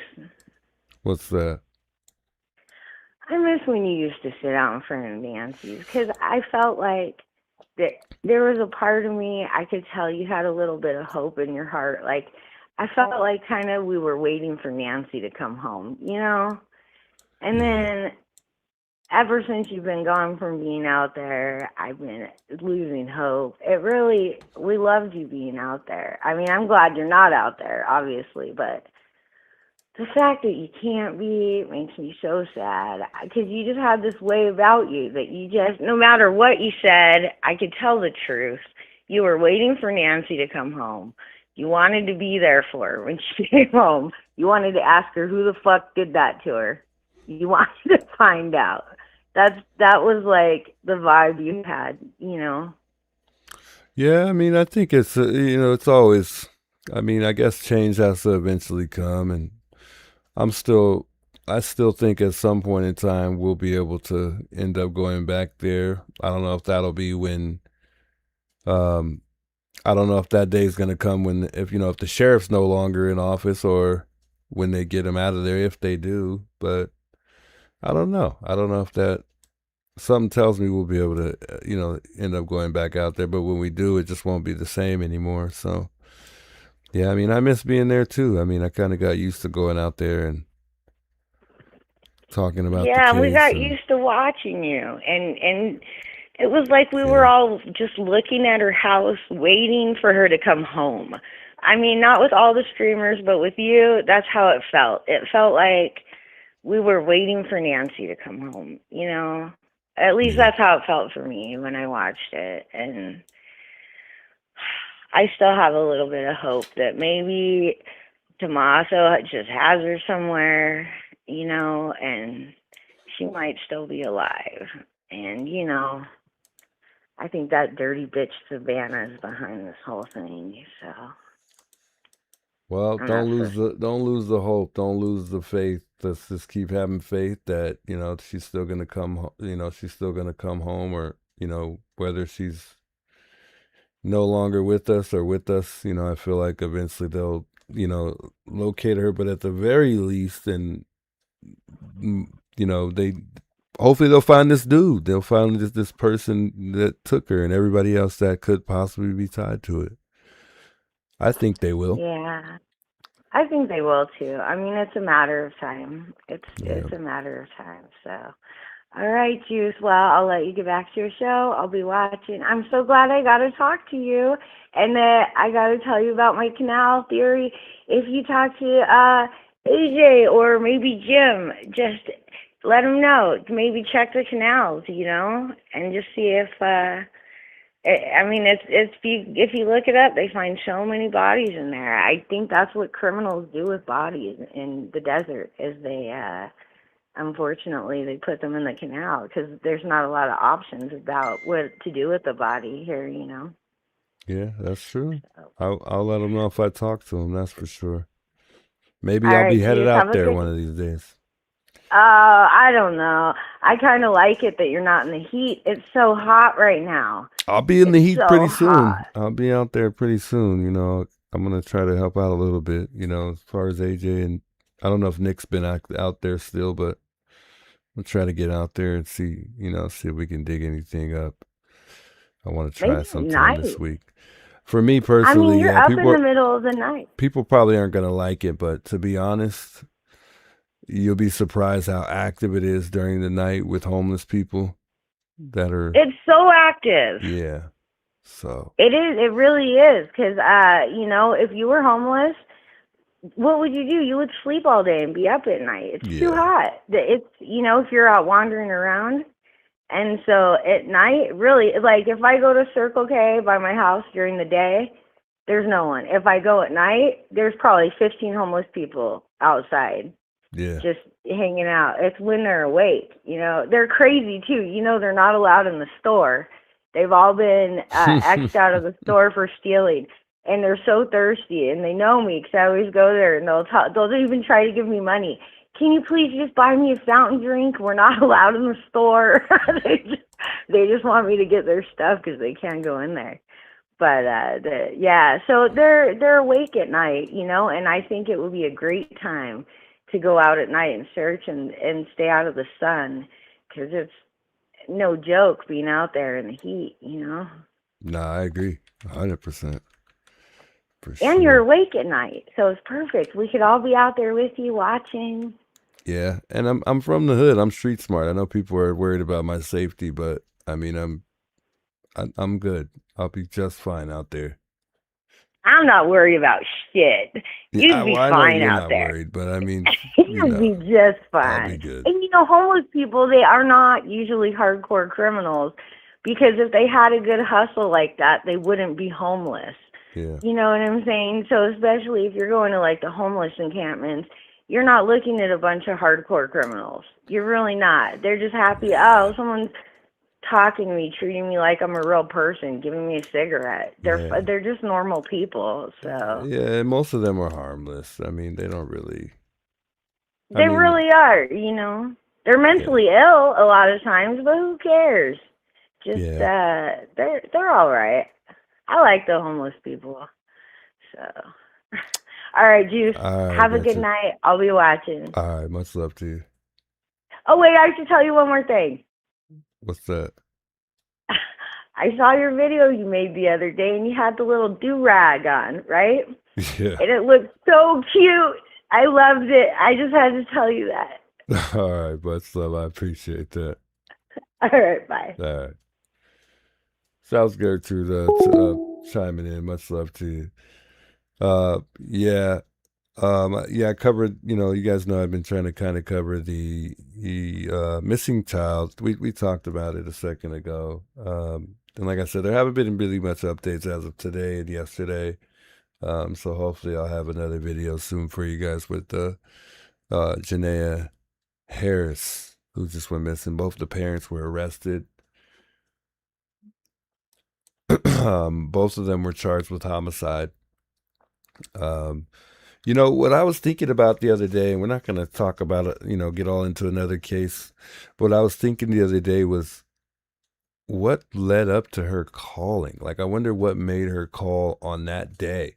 Because if she would have never called, you know, she would have never they would have probably never even known that this little girl was missing, you know?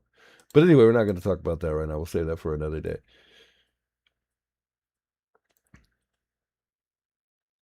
Juicy all good in the hood? Yeah, I'm good. I'm good. I'm not worried about nothing. You know, there's always, I always have my guard up, and I'm always overthinking. I'm an overthinker sometimes too, in a good way. You know, in a sense of me always, watching my back. So I know I'll be good. I think it's just other people that people are worried about, not just the homeless people.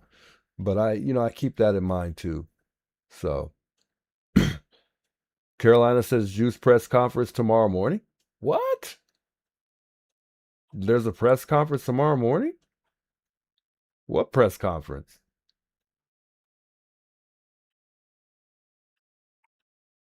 Now, um, we are 1 day away, by the way, guys. I did have to mention this. We are 1 day away from the day that hopefully we'll get an update, because remember the deadline for these petitions signatures for Nanos.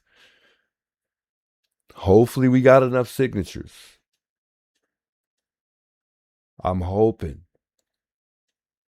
Shauna says Sally is exactly what they want and what they're trying to prove when it comes to streamers. Can't take the callers serious and shutting you guys out if I didn't live halfway across the country, man. Now I hear you, Shauna. It's all right. I mean, you'd be surprised how helpful you guys are though to us. Just being here with us in chat. Um I lost my thought there though. You could tell from the start that mom did something that flat.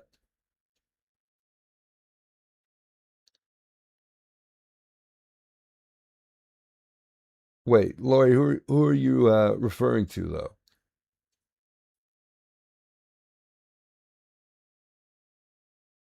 Oh, the little girl. Yes, yeah, yeah. No, I agree. I agree. Sorry, I was thinking about something else.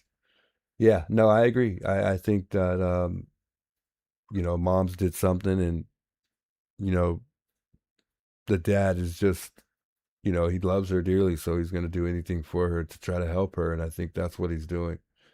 But we'll say that for another day.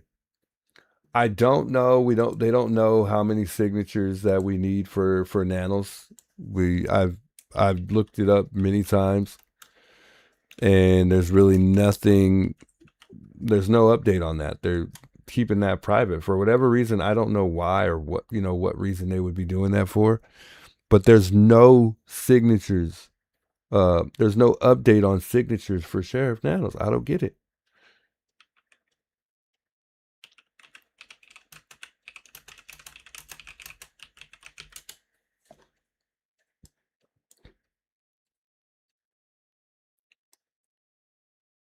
Lauren Brown says if they only have 1 million in, they only need 120,000 to recall, then it should be easy. I would think so too. So the deadline's tomorrow though, so we'll see what happens. So that's going to be on Friday. So I can't wait to see, how everything pans out, but I don't know. Maybe we won't hear anything or hear any updates. No one's talked about this. I'm the only person that's brought this up. I don't even know if Chris from the interview room bring that up today. Is that even still like a thing? Like, are we really, what's supposed to happen on Friday? Like, I mean, I don't know if they're gonna hold um a press conference for the event or some type of something. I don't know.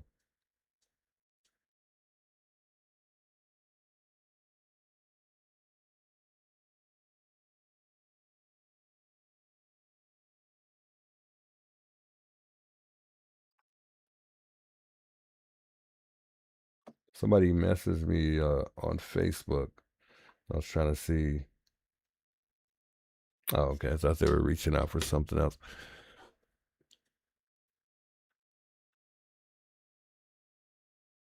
Why are homeless people not allowed in the stores? You know why they're not allowed in the stores. This is the reason why a lot of things are ruined for us in stores. Like, I don't know if they do this in you guys' state or city you guys live in. But now I'll go in a lot of stores here and they don't even leave straws out. You have to get a drink, which means you can't even taste to see if the soda's flat or not or good or not. And you got to get a drink, purchase the drink, and then you get the straw. So they're holding straws at the cash registers. I mean, you got all type of things going on and they've ruined a lot, but I mean, what do you do when you have no money and you can't purchase anything for yourself? I mean, you don't have a choice. And I think that's why we need more government, assistance things that could help out the homeless. But then again, a lot of these people do this stuff by choice. Because we do have assistant programs, but people choose not to utilize those programs. So it kind of goes both ways. So yeah, no signature update from what I'm seeing. There's no nothing to be expected on the 10th. There are several articles covering the recall, but there's nobody hosting any specific events that are going to give us a update from what I'm seeing. And by the way, they're not publicly recorded for the signatures. As far as the count.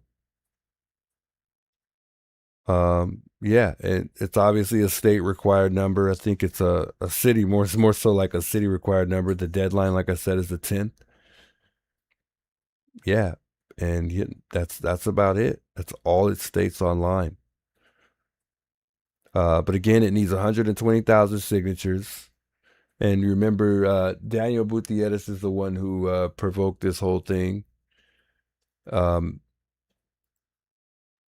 he has up to 500 volunteers out there collecting signatures. So that's big. That sounds like it obviously, is a bigger opportunity when you have several people out there collecting signatures, not several hundreds of people. So yeah, that's pretty much it as far as Mr. No-No. Unfortunately, we don't know nothing yet, but hopefully we'll hear something. Rent is so expensive right now. It actually is. Actually, it's not too bad right now. I guess it depends on where you live. But rent is, yeah, I agree. Tarek, rent's outrageous for some people. It's fairly high in some places, yeah.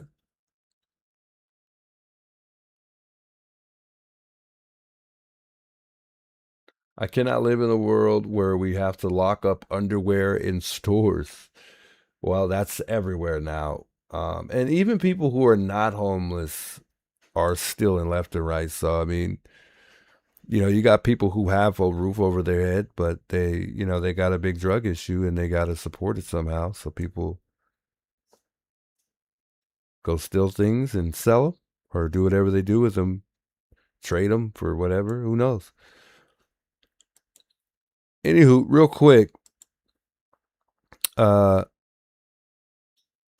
wanted to watch this video. We'll open up the phone lines before it gets way too late here. It's already getting fairly late.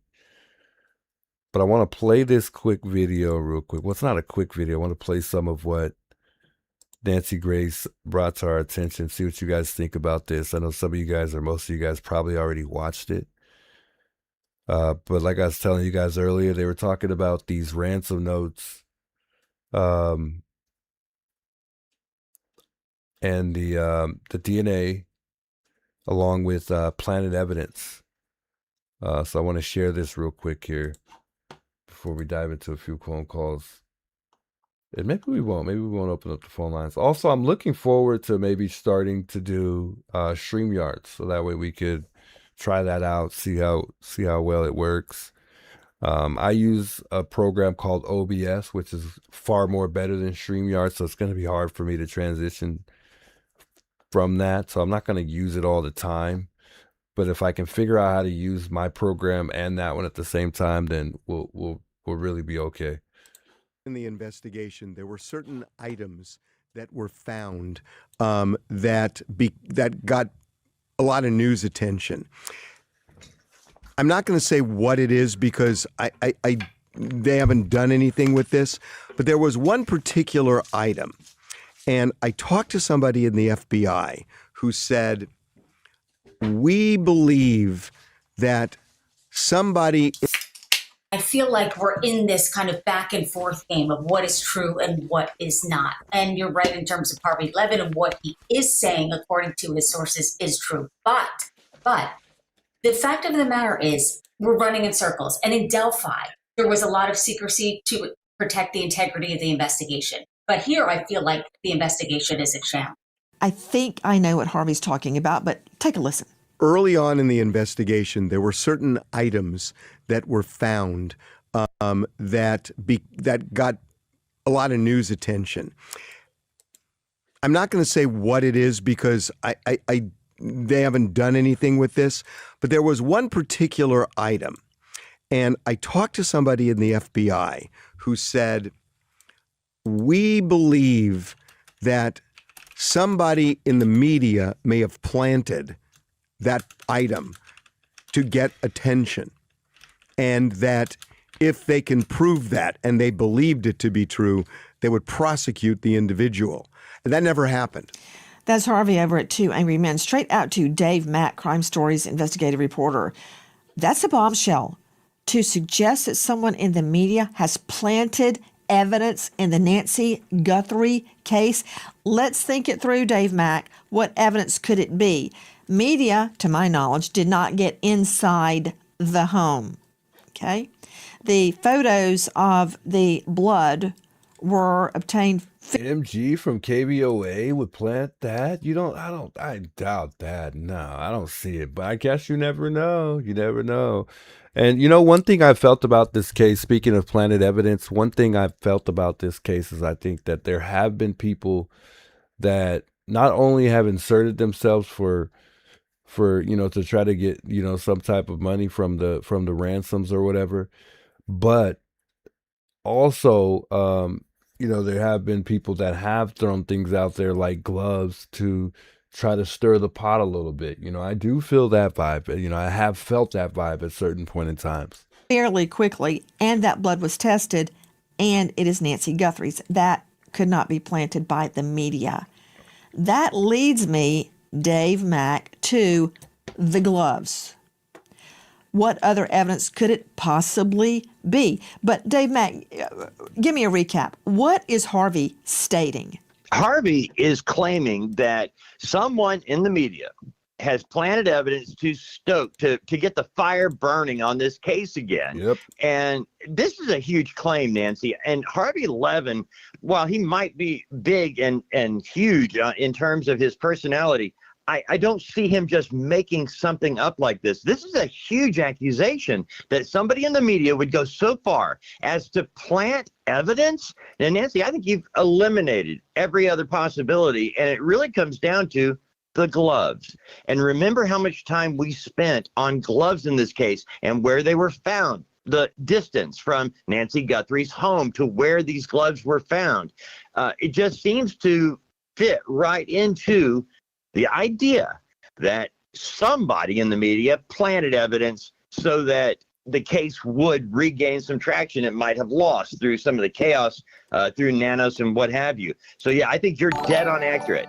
It's probably gloves, and I don't think Harvey Levin is just making something up. I think he has information leading him to this.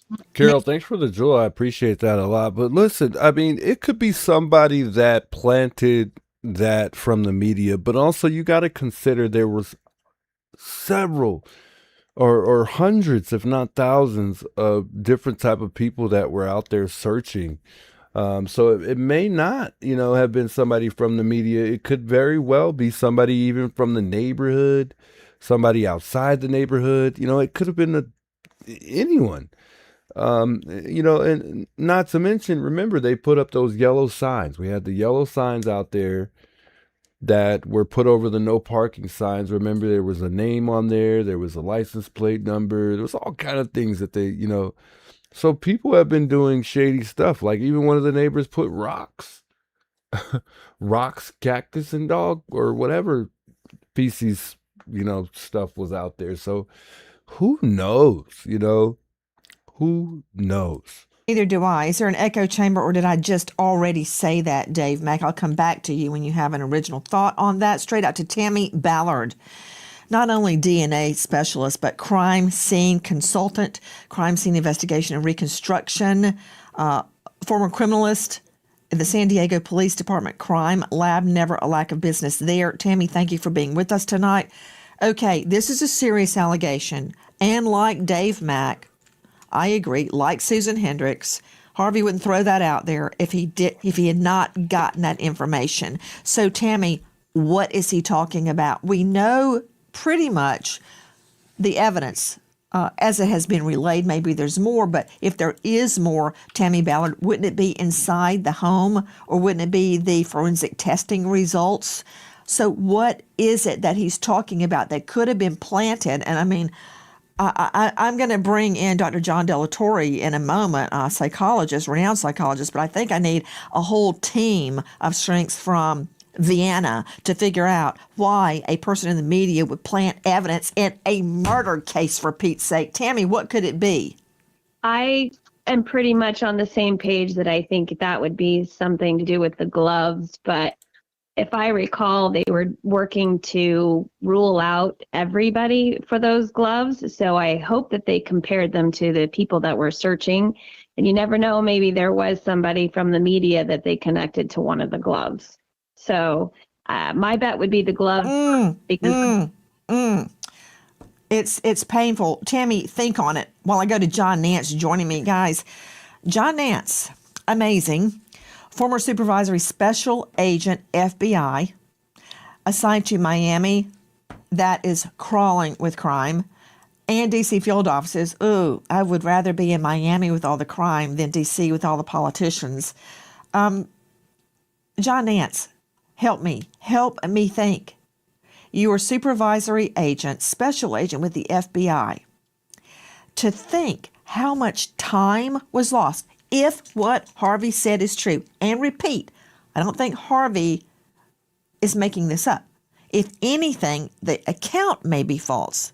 I doubt that too at this juncture.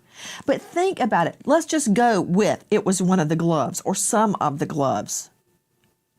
How much time did we lose chasing down a false lead that was planted in a murder kidnap case? That's a very good point. Nonetheless, we've already lost a whole lot of time when it came to this supposable DNA that was found that,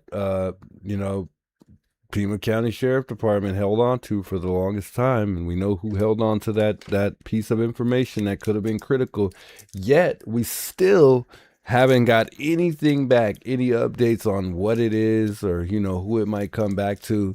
Do you think that if we even get the results for this, this specific hair that could have someone's DNA that was in the home on it, if we get that back, do you really think they're going to tell us anything if they do get any results? Will they even tell us if they got results without stating any names?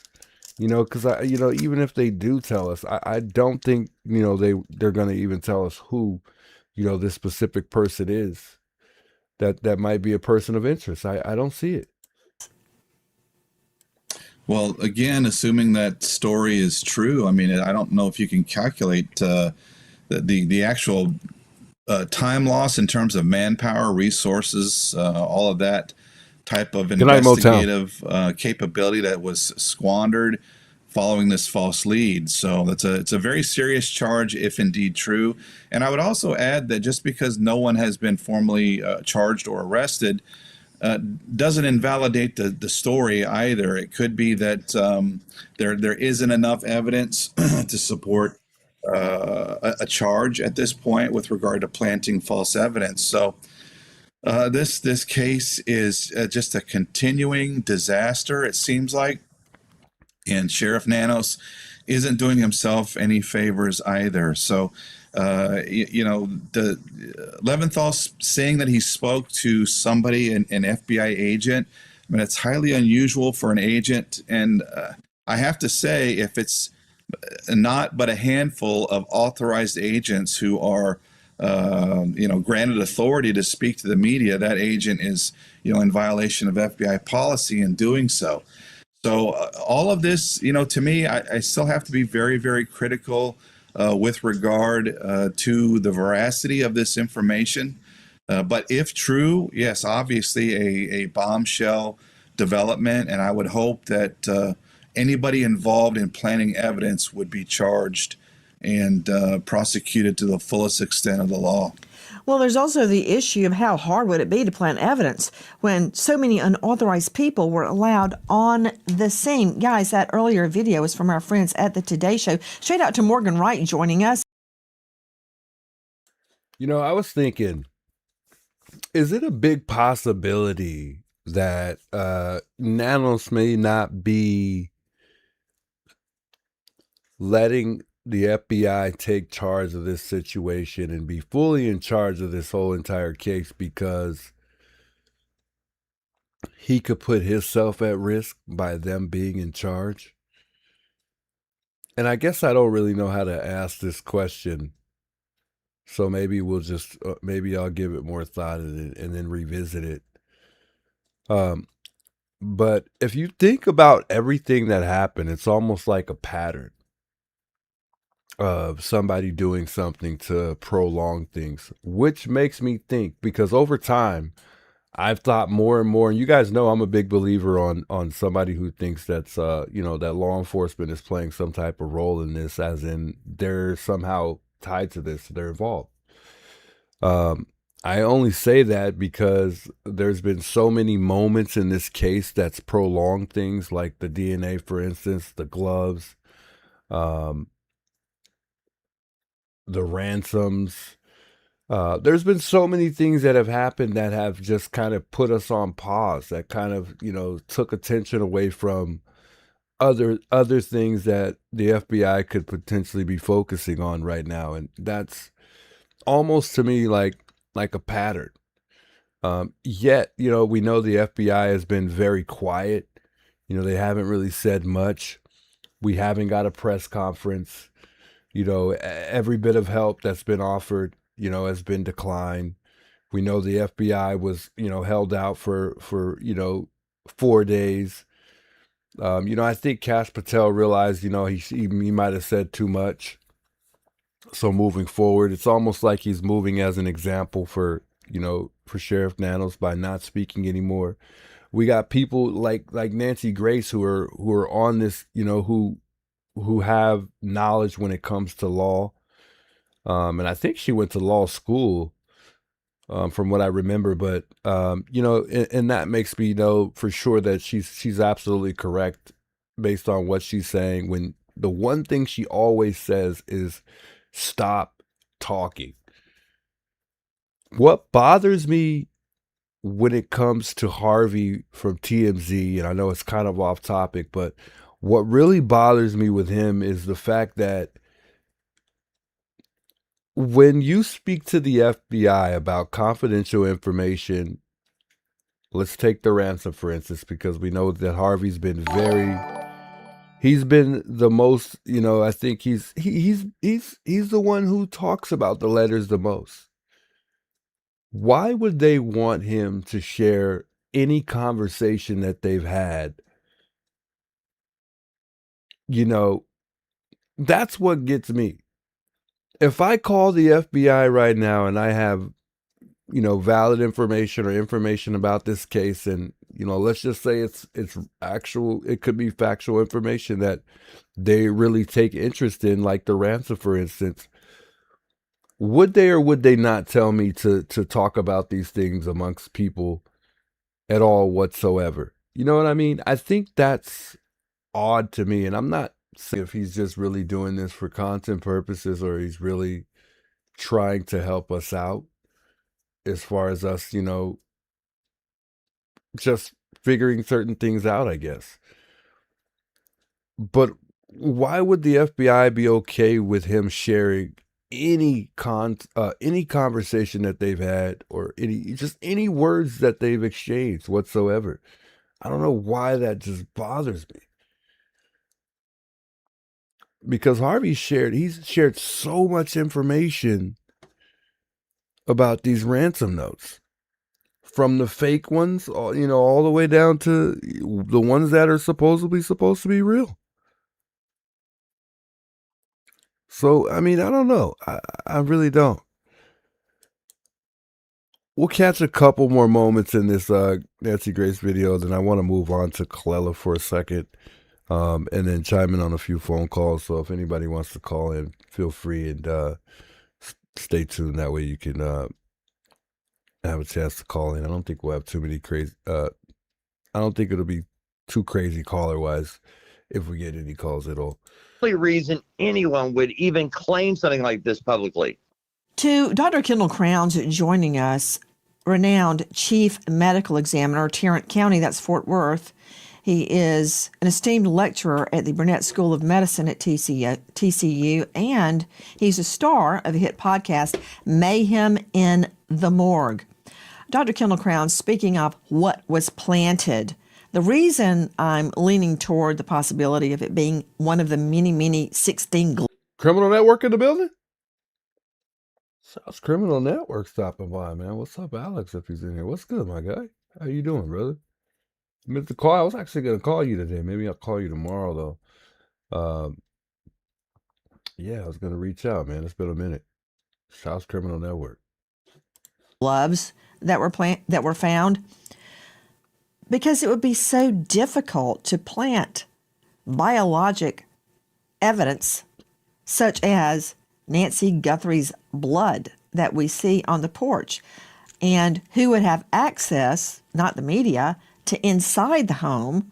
So that rules out anything found in the home. But how difficult would it have been? Because we know media was up on her porch. We know that. But that blood was tested, right? And it was Nancy Guthrie's. That's practically impossible, isn't it? So for her blood to be on the porch, it had to have come from her specifically, like she fell or she was injured as they were kidnapping her. There would be no other way for her blood to show up at the scene. No one could have brought it in with them, dropped it around. And because it's been tested and been found to actually be her blood, it had to have occurred at the time she was kidnapped and probably not before then, because it would have been noticed by family or someone else if there had been blood on her porch prior to the day she was kidnapped. There's no way that blood got there from anybody but her as she's being abducted and taken out of the house. Hi, guys. Very, very interesting. I was trying to get to a specific part that I was looking at that Nancy was talking about. Because I feel like they were showing something earlier, but I don't remember the specific part. But I think they were kind of talking about the timeline a bit, and I was trying to get to that part before I moved on. But maybe they weren't. I thought they were talking about the timeline. I haven't watched this entire video though, so. But anyways, I think we'll move on from this Nancy Grace thing. I just wanted to bring that to y'all's attention because they were talking about those gloves, man. And I've always felt like those gloves had nothing to do with. I knew they didn't from the get-go, but I've always felt like there was a good chance that somebody planted it. Well, we know for sure somebody just threw those gloves outside. Out of all the agents that we had out there, guys, come on, we knew nobody just missed or walked past gloves. And I think whoever did this, you know, whether they were in the media or was an outsider or somebody local in the neighborhood, you know, they sat there probably for days, you know, trying to, you know, contemplate on where a good spot to put those gloves would be, you know, so it doesn't look like somebody just threw them out, or, you know, they contemplated on that for sure, and that was all a setup. So I would be shocked if somebody called in right now and they were for sure somebody who really thought that those gloves were something, you know.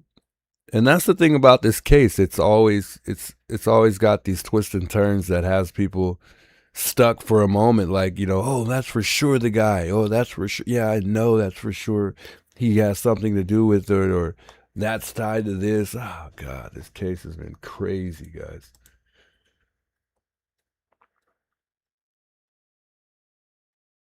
Someone planted a machete on me, allegedly. Oh, stop it.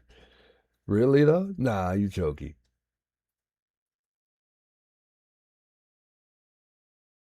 Yeah, no, Alex, I know you're always up pretty late. Hyper Kimberly and Tarek, y'all got it. They got a song?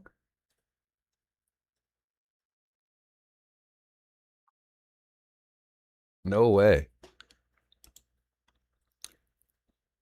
So we know the interview room, they were on today, and they had a really good panel today.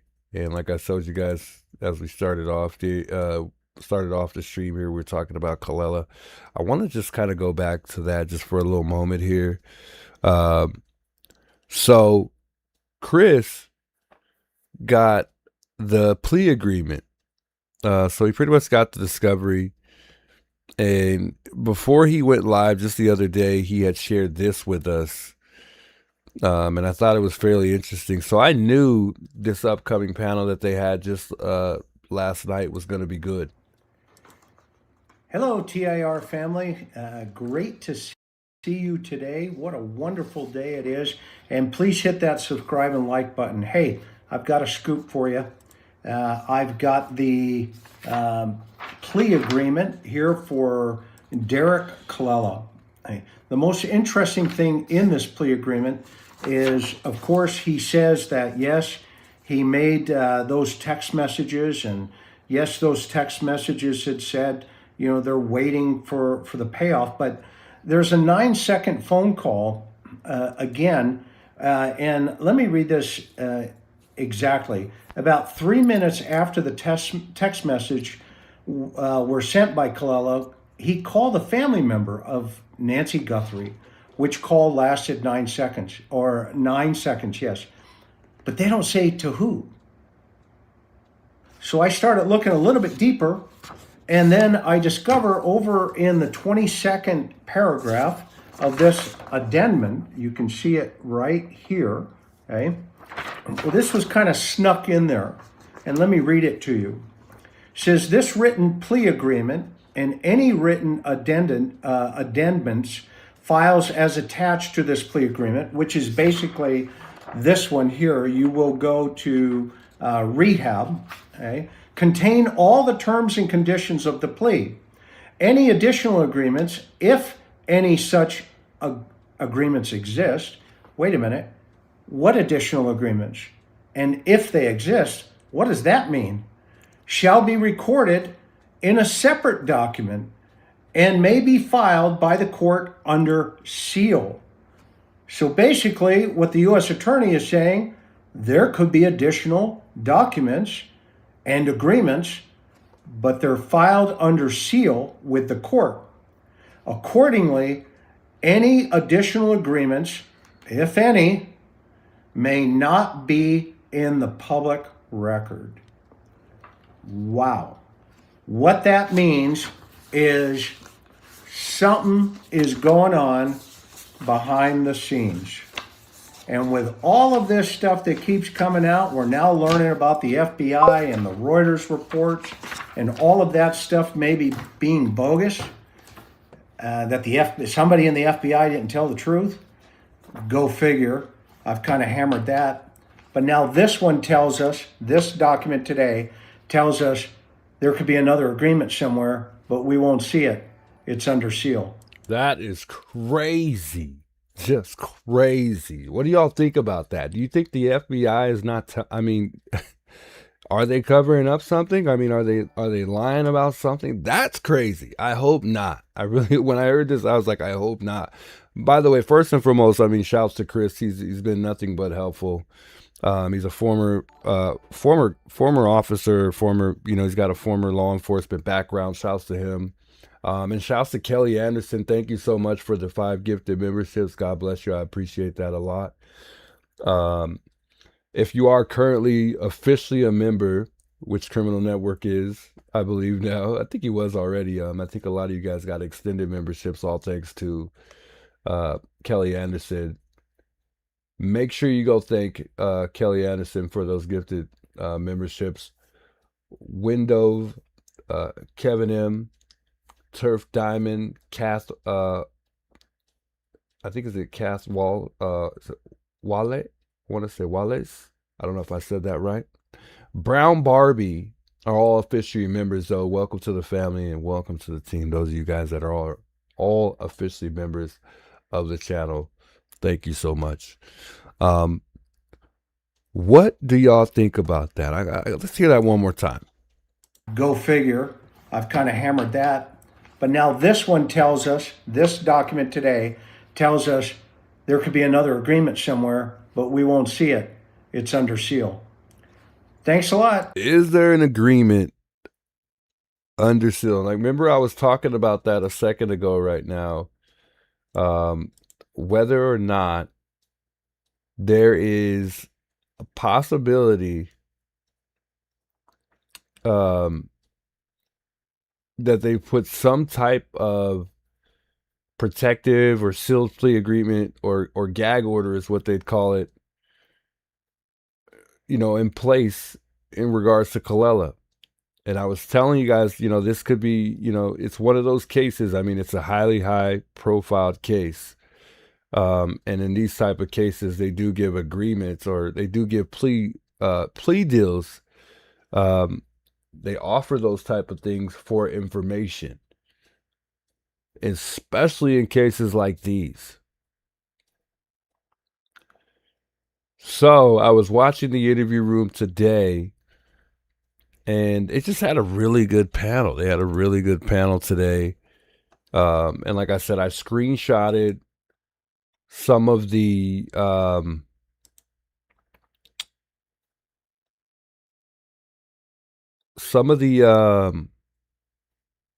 plea agreements that Chris had posted up. And then here's one right here that he was going over here. And I think there's another one as well. Let me see if I got the other one here.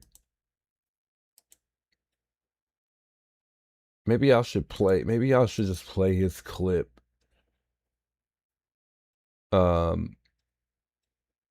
That Chris had put up in regards to those plea agreements, that as far as what was stated in those plea agreements, because it's just, what amazes me is how careful you have to be when you're reading those.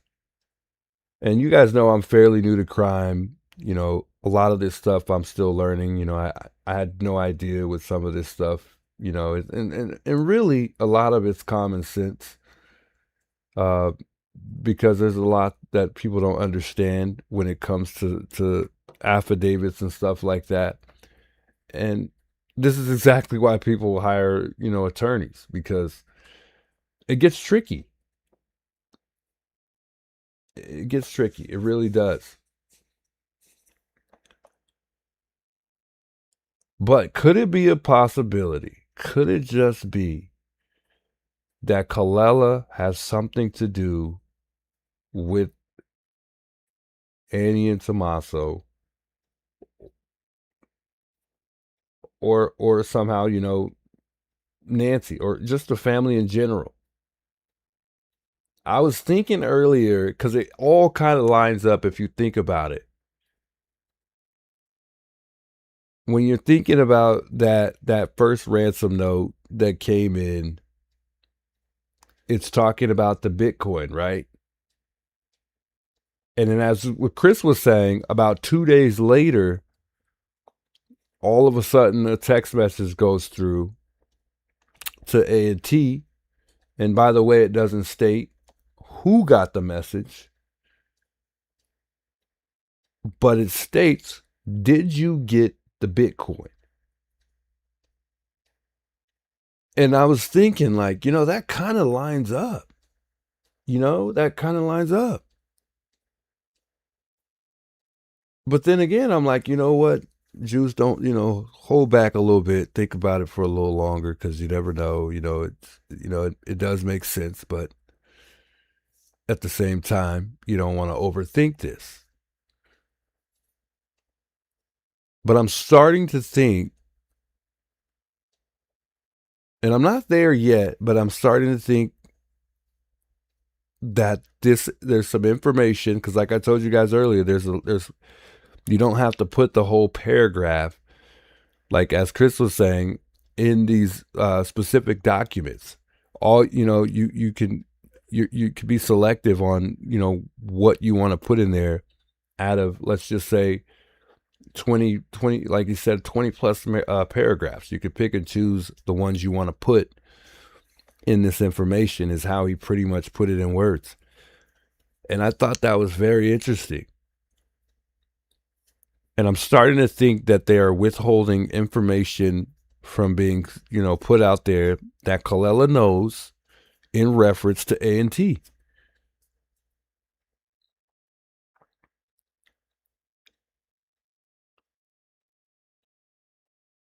I'm going to just play this clip, because I was going to read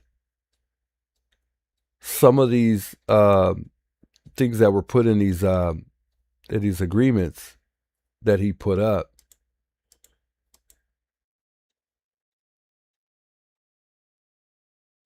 But maybe I'll hold off on that.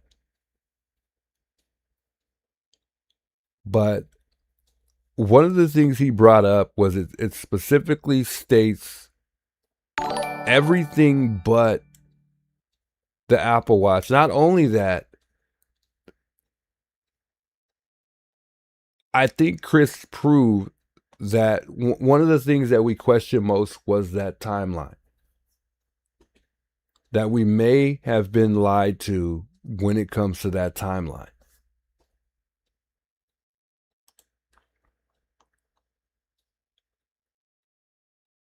I don't know what that was that I just seen pop up on the screen. Sam Big welcomes, by the way. Sam says that is a very manipulative way to keep info out. That's crazy. Why isn't that? What bothers me is why isn't somebody just getting angry? They got enough nerve and audacity to insert themselves and commit a federal crime that could, but I mean, this could get you serious time. How do you have the nerve to insert yourself in a highly profiled case like this, take a big risk on losing your freedom for a very long time, rather than just speaking out? Like, why hasn't anybody got angry enough to just speak out and say something?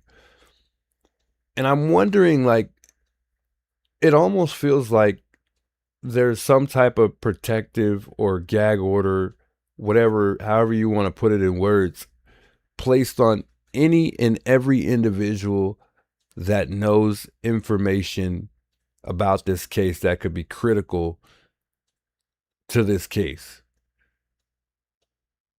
Not one single family member has gotten upset and said the wrong thing. No family friends have said anything. Nobody from the church has spoke out and said anything. For some odd reason, no one, not a single person, has came out and shared information about Nancy that we've never heard. Nothing. Not a peep. That is just the weirdest, oddest thing I've ever heard.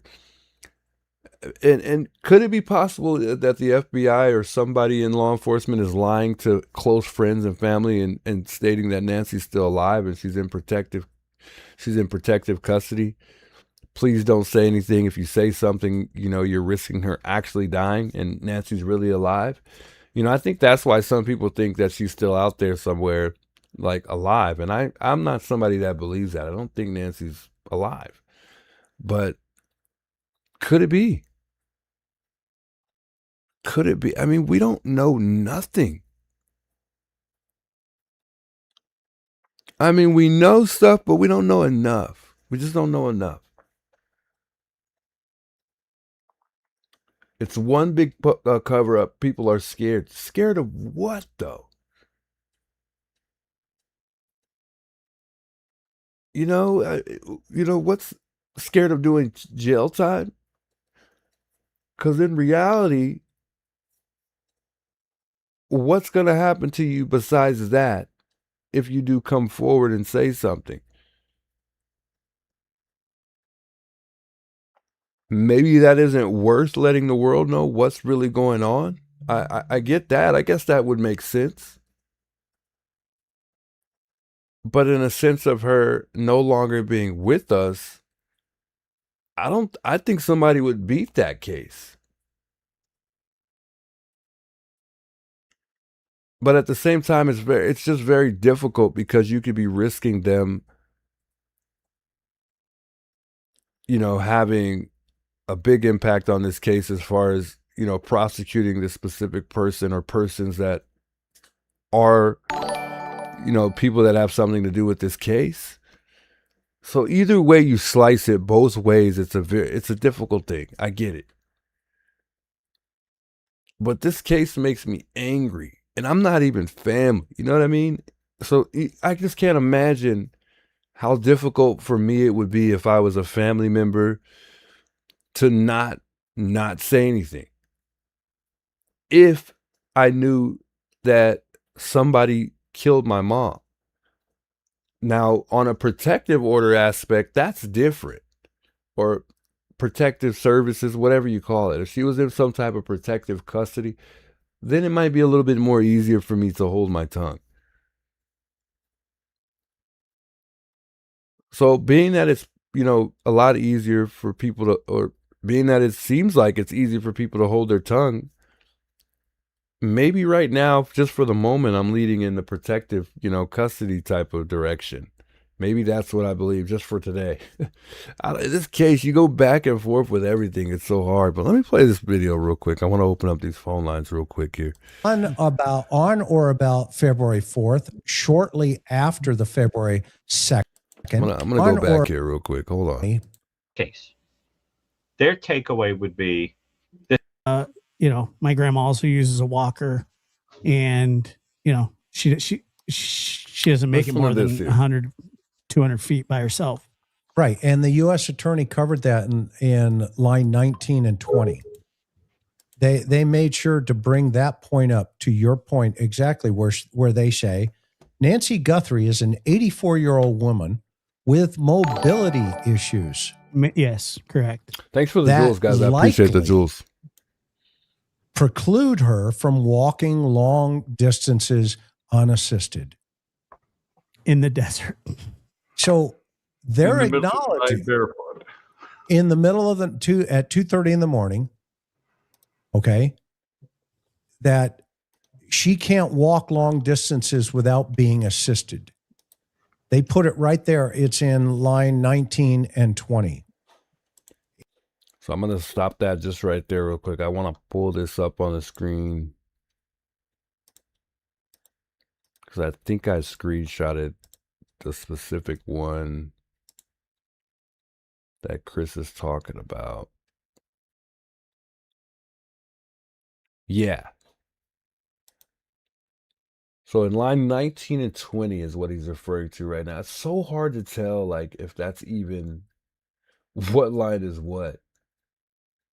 Yeah, so what he's talking about is, her lack of mobility. Yeah, so it is in line 19. It's hard. I mean, line 19 looks like it might be line 20 looks like it might be line 19. I don't know. The numbers next to whatever it is like hard to even align these things. It's so weird. In this document. Okay. So basically, this explains now the sheriff on the first night going, well, she's sharp as a tack, but she really can't go far. She can't go out too far. This makes sense now. The second day, in the second press conference, where the sheriff even reiterates that even further. And now it makes sense when Savannah says she could barely go to the mailbox. And it makes sense now that the girlfriend that morning, actually escorted her to the mailbox to get her mail. Cactus, thanks for the jewel, by the way. And now that when she disappears, this is not a walk away. This is not a walk away. Or is it a walk away? And there was confusion about that. Somebody was confused when they first got on the scene. Somebody was confused. Either the cops were confused or the reporting parties were confused. That's kind of an enigma right now. We don't know how that fits into this puzzle. But we have a lot more now in this plea agreement. Go ahead, John. It says on line 18, last seen inside a residence on January 31st, 2026. What time? Again, great point. They left that piece of the puzzle something I out would too. reasonably expect to see in an affidavit.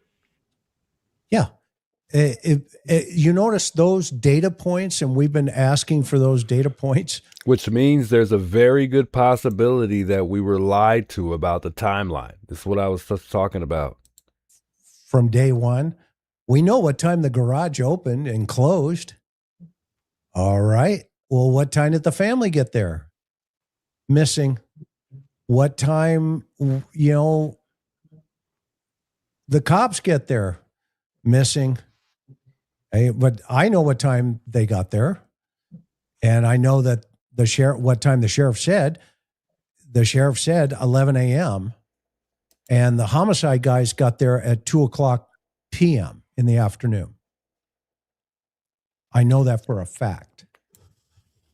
Okay. At 2 p.m., 1400, they went, as we used to say, 10 on. So real quick, I want to know from the chat, do you guys believe this statement that's under this element of the offense here? It says the elements of the offense to which the defendant is pleading guilty are that the defendant in interstate or foreign. So yeah, I'm going to skip. So basically it's stating that Callella used a telecommunications device.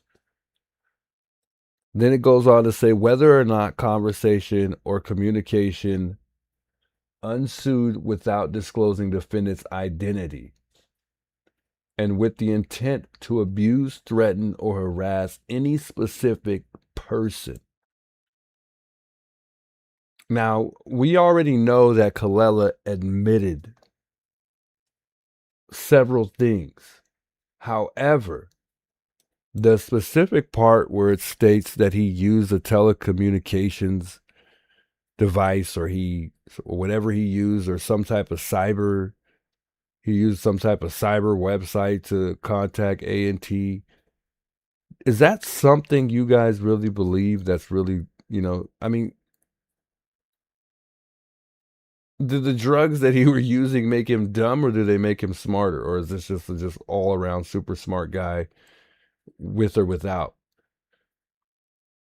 And I get it. It's not that hard to research somebody's information, especially coming from especially with somebody like Annie that has a business. But like he said, it doesn't state who that person reached out to or who got the text or whether or not, they both got the text when he mentioned the fact that who got the Bitcoin or did you get the Bitcoin? I just don't believe this guy that's the only part for me. I don't believe he used some type of, cyber website or however he got a hold of their information and reached out to them. Another thing is we don't know exactly what that text message said. But it was almost like, to me, the way they're talking about it, it was coded or, they were trying not to say anybody's name. Although the dumbest part about it was Callella used his own email. Like he's an idiot for that. But it doesn't really specifically say anybody's name. As far as who he's reaching out to, it's not saying any of that, which is weird to me. And I think one other thing he mentions is they don't even mention Nancy. So I don't know. And then going back, it was a 9-second call when he reached out. A 9-second call? It sounds like to me there's a good possibility somebody was in fear of being traced, being caught, and whoever he reached out to, whether it was A or T, didn't want to be on the phone about this. And I'm not saying that's exactly what it was, but I think that could be a possibility. People get so paranoid at times about the littlest things, but this is big.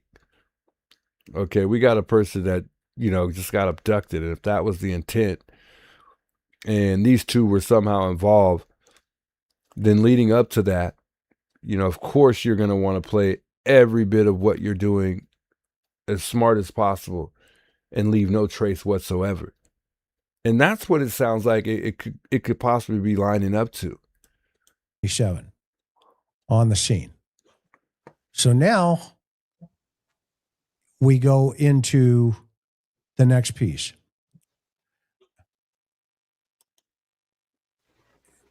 Nancy Guthrie's blood was found on the outside of her residence near the porch. Why is that important to put in this plea agreement? Well, I don't know why any of this is important to put into his plea agreement. Good one. Carolina says, I think he called Savannah and she didn't answer. Interesting. You could say a lot in a 9-second call. Yeah, you definitely can, but that's not my point. My point is, you know, 9 second. That's still a quick call. In other words, it's still a quick call. Not to say, you know, you can't get off up to 50, 60 words in 9 seconds between you and another person, possibly even more. But it's still a quick call. So I don't know. It's questionable to me.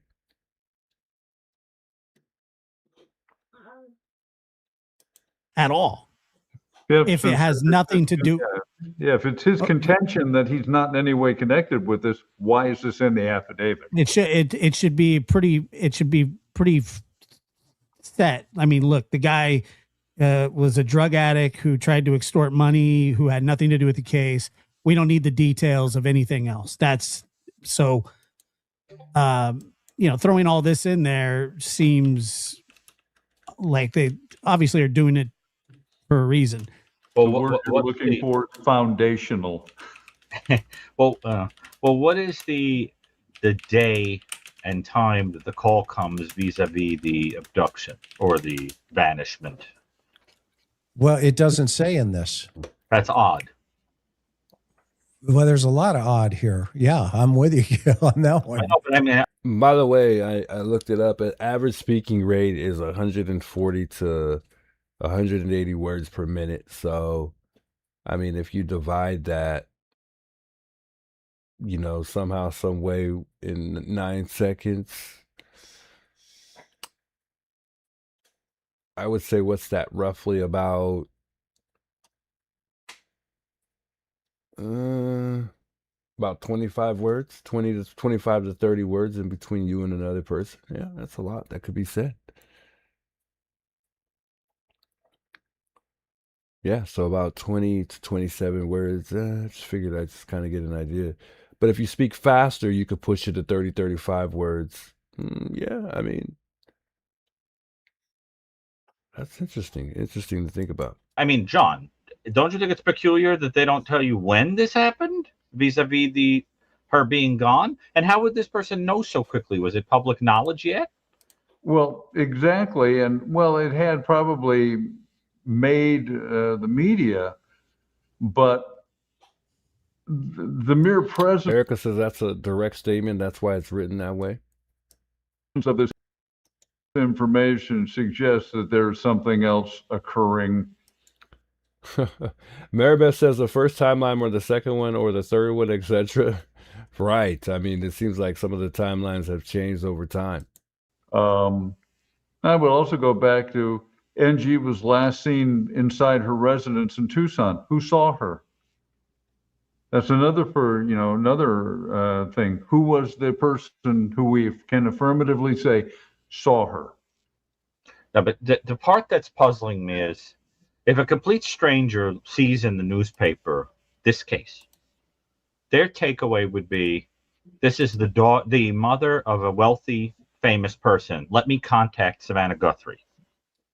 Yeah, the story that we're being told that the person sees this story and then decides to reach out to. Casper says, can I ask before I get involved in this who we are missing at Annie's house the night Nancy went around. There are 3 people living there. We know about Auntie. There's a third. Their son. Was he there? I don't know. That's a really good question.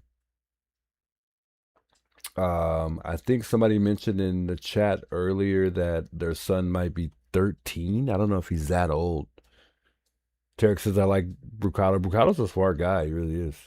He's a very smart guy. And he's being careful about what he's saying, too. Grand Rising Chat Juice. Good to see everyone. Yeah, good to see you, Angel. Thanks so much for chiming in tonight, by the way. Sam says, hello, this is blank. Yeah, who's this? This is so and so. What do you need? Yeah. Could get a lot off in that time frame. And by then, what? That took me about 3 seconds. You said roughly about what? 13, 15 words? Yeah. Pretty sufficient. This is Juice. Oh, they hung up. Somebody says play the TMZ video. I sent all the attachments in an email. Is why is Pima County Authority Office phone number on the ransom note? Huh. Oh, he did send me that earlier.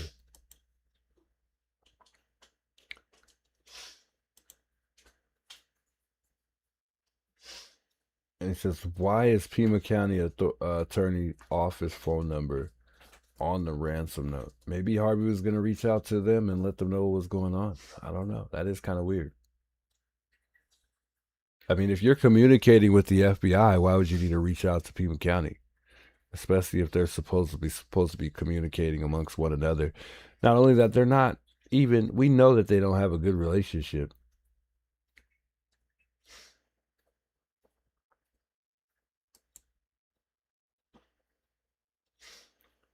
Oh, and it's an attorney's office, like you're saying. Yeah, that's weird. I don't get that. Somebody thinks that TMZ is a part of a group. And I can't remember who this was that had reached out. Oh, and thank you for sharing that picture with me a while ago. Actually, you shared a picture with me. I don't know if you remember. But it was Savannah. And I'll share this picture with you guys because I don't know if you guys have seen this picture yet. So I'll show you guys this picture real quick, which I thought was kind of weird. Don't overthink it though, guys. I mean, Savannah's she's pretty much an actor, and I'll try to make this, I'll blow this up as much as I can without it looking too crazy. Hold on.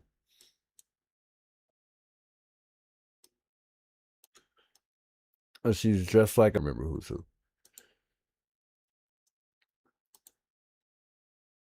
So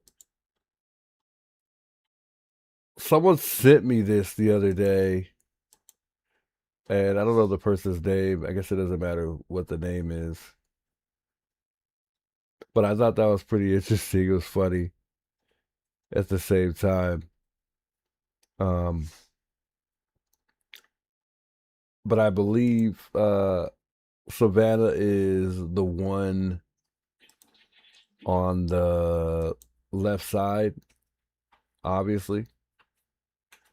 And I'm not hinting anything, by the way. I just thought it was an interesting picture that somebody had sent to me the other day. But anyway, who called right now?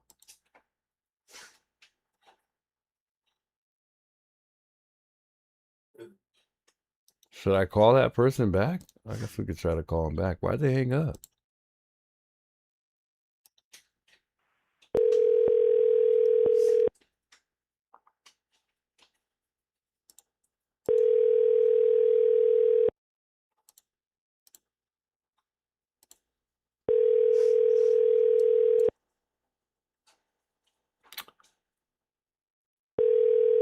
Criminal Network says call them back. They were shot. They're not even going to answer now. I could feel it. Hello. Hey, how you doing? This is the Juice. Were you trying to reach out? Well, I'm disabled. I got the wrong number. Sorry. You're good. Who are you looking for? I don't know. But tell you this. I follow the Nancy Guthrie Case. You're doing an awesome job. Oh, thank Bye, you. I appreciate that. Thank you. Yeah. Sorry. Yeah, you have the right number. You have the right number. Okay, I'm disabled in a wheelchair. Oh, I understand. I see people in wheelchairs that are disabled every day. I go to work and deal with people like that every day, so. You do? You're totally normal to me, so. Yes, I do. What? It's unfortunate. I wish I won't be disabled, but it is what it is. So what do you it's okay. I mean that life is how life is sometimes. What do you think about the case? What made you call in?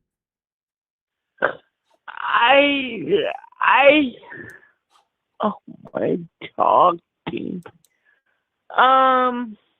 Take your time. I don't know. It's sad to me. My mom is 84 years old. The same is sad. I don't know what happened, you. I don't know. Yeah, we do. None of us know. We're all trying to figure it out. I mean, I think they'll find her eventually. I don't think she'll be alive, but hopefully they'll find the person who did this, and I think they will. I'm highly hopeful. I got confidence for sure. What do you think? Yeah, me too, Joe. I watch you, JLR, and Alex all the time. Yeah, Alex is actually in the chat right now. I'll tell him you said hello. He's listening to you right now. Hey, Alex. A sibling. Yeah, I'm sure he heard you. Well, Okay, well, I don't know what happened. I hope and pray that by talking, someone will find information out. yeah, we will. We got to keep digging. That's all. We got to keep digging for information, and that's all we can do is keep praying. Well, I just wanted to tell you how much I appreciate you tuning in and watching my channel and calling in. Most people aren't as brave as you are to call in. That's for sure. Why? Because I don't talk well. I'm disabled. I watch your channel, Alex, and you are all the time. Well, we love and appreciate the fact that you take interest in our channel. We really do. We appreciate that a lot. I wish you knew how much we appreciated you. Are you gonna be live right now so I can watch you? Yeah, I'm live right now, so make sure you watch for a bit. I'll be on for a little bit longer. Okay. All right. Oh, okay. Thank you. All right. Well, thank you for calling in. You take good care of yourself, okay? Okay. Listen. I don't want to cry No. because I was never disabled. Buddy. I know. It's going to be all right. It's all right. You know, they say life gets dark, but there's always somewhere the sun's still shining. So just keep fighting through it. I know it's tough. Okay. You feel free to call me anytime, okay? I'm always here, even if I'm not on stream. So. And their husband. Okay. All I'm gonna go to channel right now. Okay. I'll be waiting for you. I'll make sure I say hello to you on stream. What's your name? Katie. After finding their name. All right. Well, Katie, thank you for calling in, and you take good care, okay, honey? I'll talk with you soon. Okay. All right. Love you.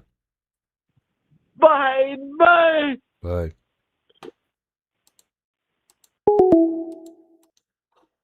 Well, that was cool.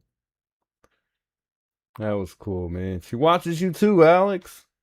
Man, that's a blessing. That's crazy. I didn't even know. She must have not realized she called us, man. Much love to you, Katie. We love you. JLR loves you. Alex loves you. Thanks so much for tuning in. We really appreciate it. And it's good to know we still got people out there that still care about finding Nancy and you know, helping us figure out who did this. So much love. Dang near wanted to cry right now, man. Can't do that tonight, though. We got to stay strong. Much love to her, though. Feel free to chime in, guys. If you guys want to chime in through that number up there on the screen in the top right. So feel free to chime in. We'll be on for a little bit longer.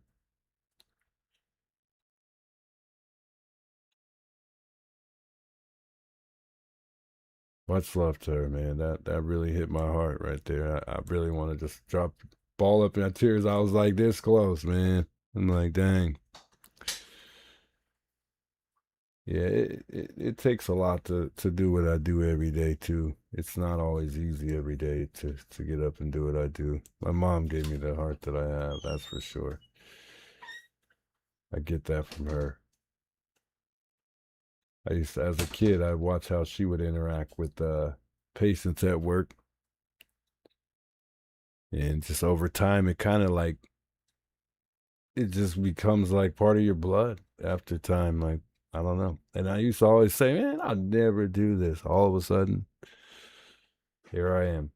It's kind of crazy. Man. I'm gonna play a little bit more of this, just a little bit more of the interview room here. I don't want to get too far into it because there's a lot said. And I don't want to spend a whole lot of time watching the interview room, but I encourage you guys to go check that out later. Much love, Sherry. I appreciate that. Says God bless you, Juice Chat. And Katie, you rock, man. Yes. How's the Katie? Thanks so much for calling, Katie.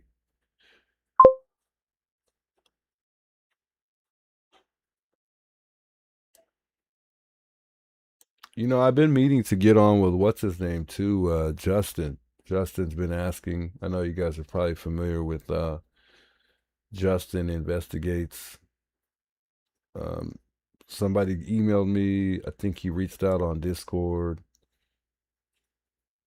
So I got to find a way to catch up with that guy and try to get on a live with him because he's reached out several times. So I meant to reach back out to try to see if we could work something out.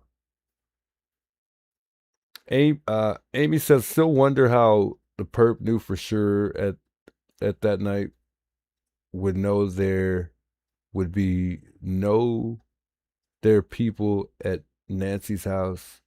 Like, what if she had relatives visiting overnight? I mean, how do they know she'd be alone? Good question. Good morning, Sherry, by the way. Good question.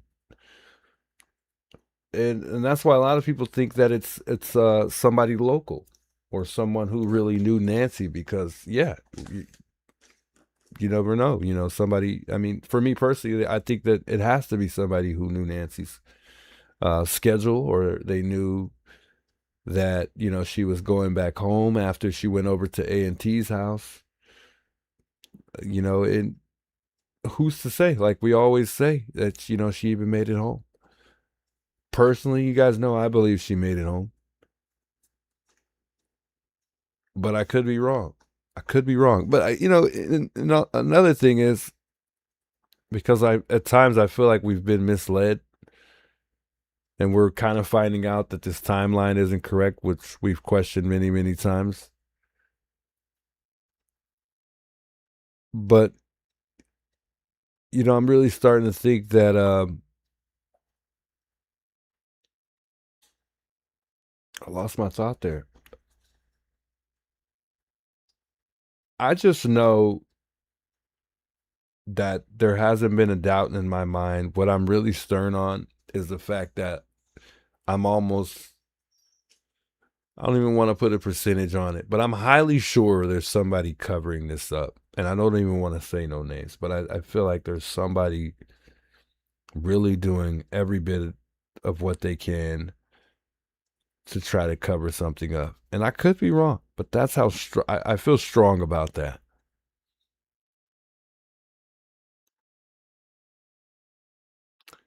Somebody mentioned that JLR has spoke about a neighbor one point in time, and they hadn't been home for weeks. But I don't know who he was referring to. What do you guys think about the fact that Callella, once he gets, because we know he got the plea agreement deal, but so he's going straight to rehab. Inpatient though. So he would be in a facility like where I work. So we got people, where I work that are detoxing. They're trying to, walk again. They're there just long term. They live there for the rest of their life. But do you think it's odd that he's going to be inpatient instead of outpatient?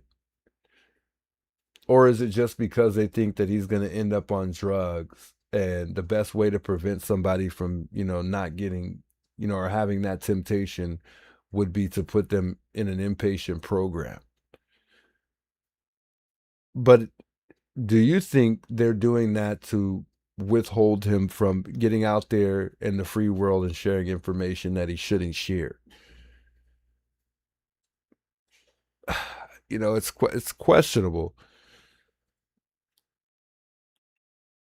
But at the same time, it also could be true that he's, that could be the reason why. Because they don't, because he's, you're more prone to,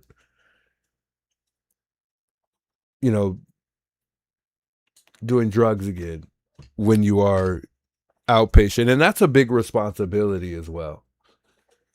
Adrian, much love. I appreciate the $20 super chat. He says, thank you to Juice and the most beautiful chat in humans. Love and respect to you all. We all care and just want the same thing, no matter who we are and where we are in the world. Love, Adrian, Scotland. Bring Nancy home. Much love, Adrian. Shouts to Adrian, always with the love and support. Much love to you. God bless you.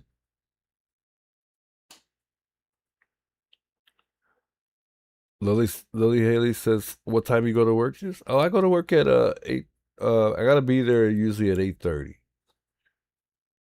So I gotta work in 4.5 hours, roughly. Actually, exactly that.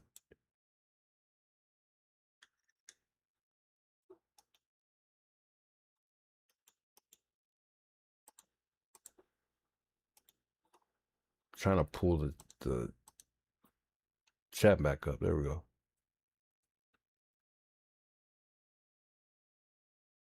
Angel says, I believe technology could be a protection technique. Interesting. Innocent thinks that Nancy was being watched. For sure. For sure. He violated his conditions of bond by using drugs. But the thing is, how the heck did he drop dirty recently? If this is recent, this the juice. Hi, Juice. This is my first time calling in ever. I love you very much. I'm a 72-year-old grandma, and I would love you to be my grandson. Oh, wow. Well, I appreciate that. That means a lot. What you do, how much that meant to me. Good. I'm glad. Anyway, I'm calling because I really think they put him in protective custody so that nothing happens to him. So you don't think he's really going to even rehab at all? I don't believe it. I really don't. With everything else going on and possibly other things that are being hidden, I think they're afraid if they let him out, somebody's going to get him. Yeah, you know, one thing I know is most people that are going to jail and that are in jail and they're getting ready to go do prison time, it's very difficult to do drugs in jail, even though it happens. And you don't get cigarettes. You just get more freedom when you're in prison. Jail, from what I heard, is much more worse than prison, so you don't get that freedom. Reason why I'm saying that is because I just don't see him being able to do, because I mean, from what I heard, he had just recently dropped dirty, and he's been locked up this whole time, right, for the past several months. Exactly. So how the heck is he dropping dirty? You know, and maybe he does. You know, maybe he's got a hold of drugs in there. Somebody's sneaking them in. But I mean, I don't know. I don't either, but I just think he's in protective custody. I really do, because that's the only way to keep him safe. Yeah. Because he knows a lot more than we know. Yeah, I think you're right. I think that's exactly what they're doing. And also, if he's an inpatient, let's just say he is going to an inpatient program, then I mean, what type of program really is it? You know, is he going to be in a program where he's surrounded by a lot of people, or is it, you know, do they have programs that are, you know, pretty much like one-to-ones? You know, you're not really surrounded by anybody. So I mean, that's something to think about. I think they want to keep him safe because my opinion is he knows a lot and nobody wants him to get it out. Yeah, I think you might be onto something there. Yeah, you might be right.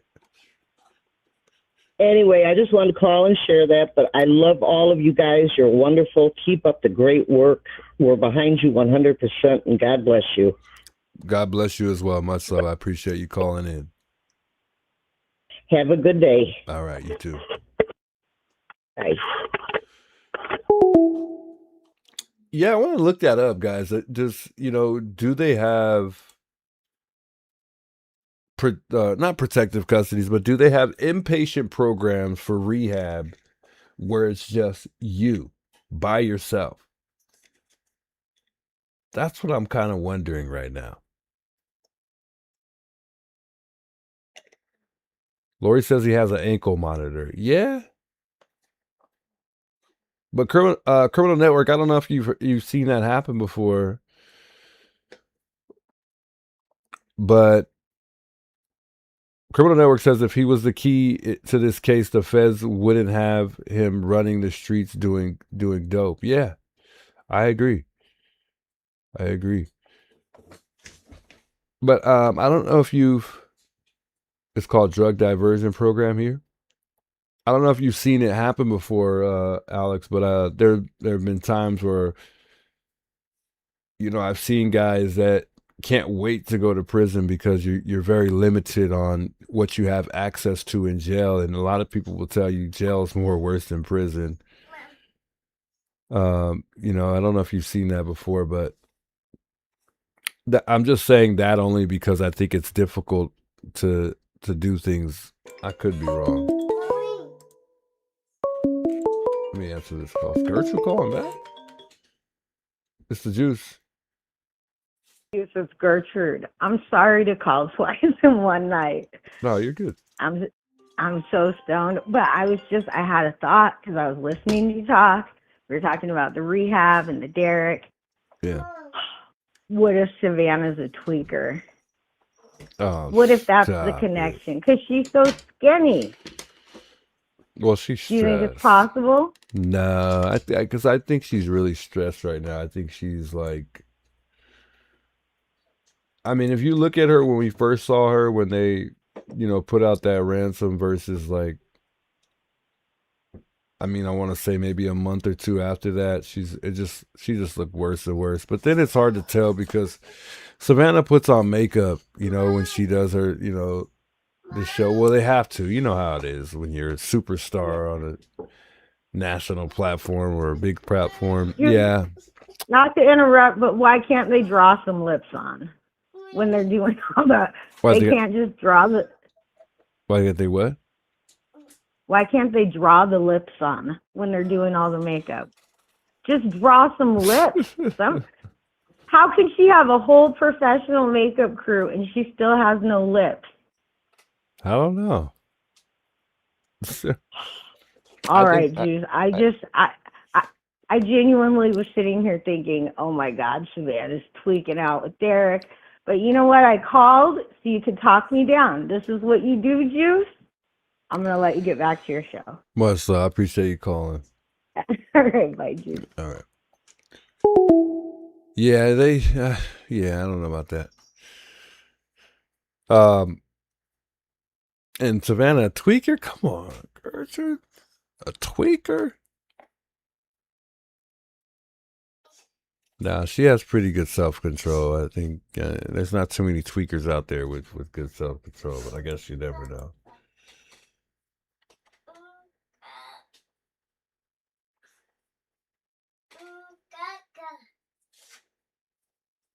Hey, what's up, Chris?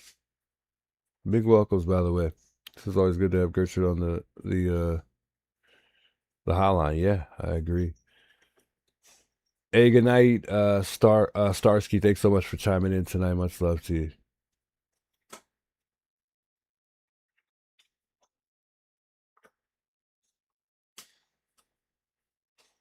Yeah, he woke up. He's talking away.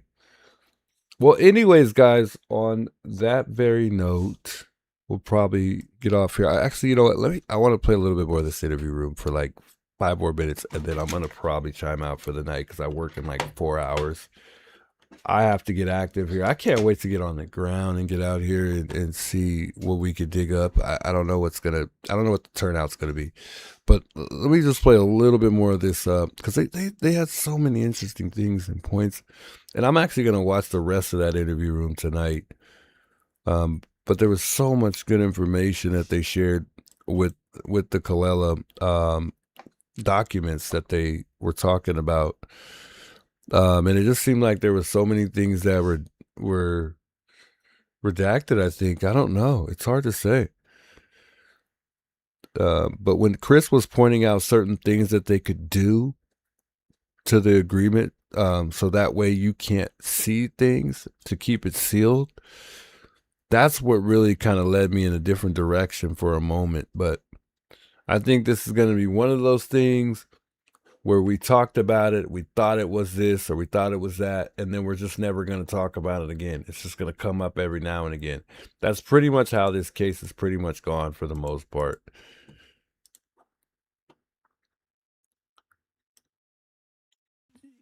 But the family would know pretty quickly because of her condition that she wasn't a walk away or a runaway. I mean, they made that very clear. Savannah made that very clear in interviews.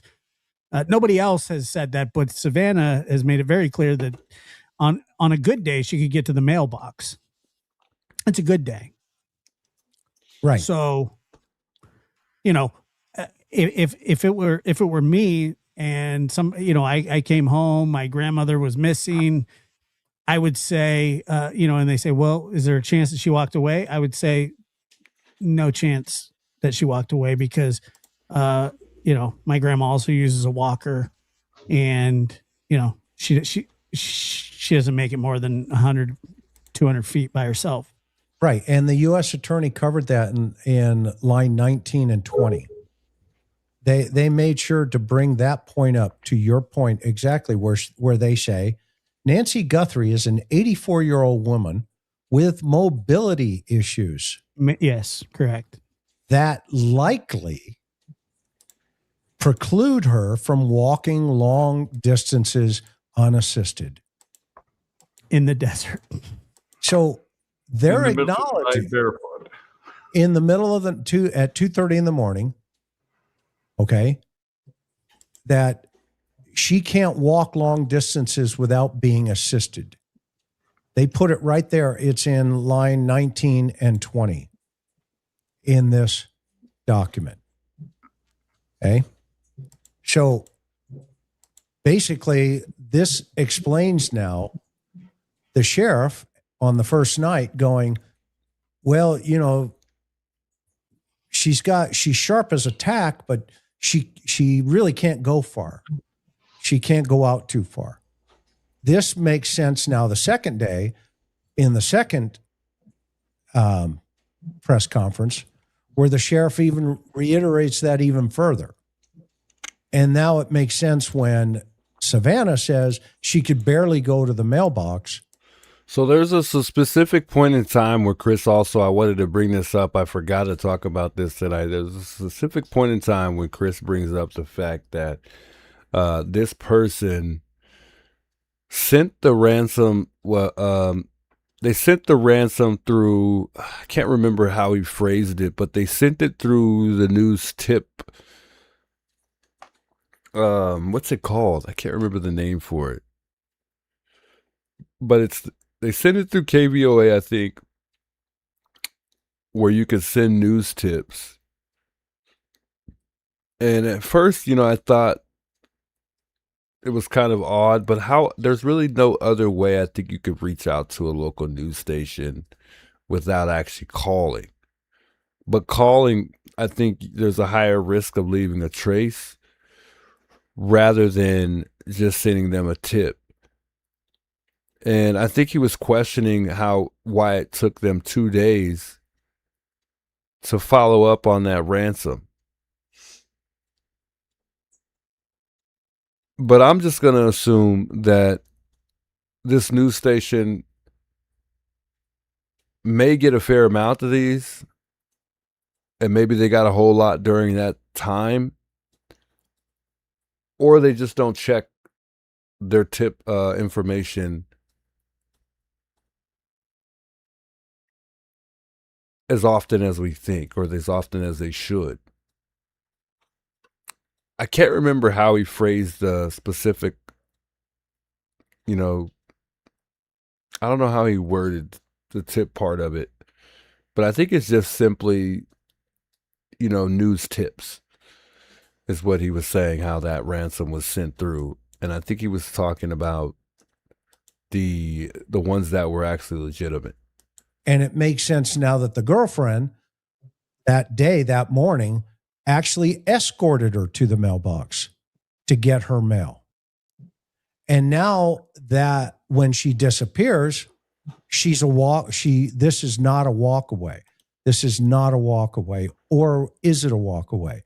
And there was confusion about that. Somebody was confused when they first got on the scene. Somebody was confused. Either the cops were confused or the reporting parties were confused. That's kind of an enigma right now. We don't know how that fits into this puzzle. But we have a lot more now in this plea agreement. Go ahead, Joe. It says on line 18, last seen inside a residence on January 31st, 20. No, Chris, I agree with your comment. I don't think she was alive either. And I think people were just trying to insert themselves for the ransom for simply just money. No, I couldn't agree more with that comment, but you know, I just, I don't know. I don't even want to say, but I agree. I agree with your comment. 26. What time? Again, great point. They left that piece of the puzzle Something I out would too. reasonably. And yeah, and Lazy TMZ did offer to pay, I think, the 60,000 to, and they said that they would make their money back doing a documentary. Yeah, but I mean,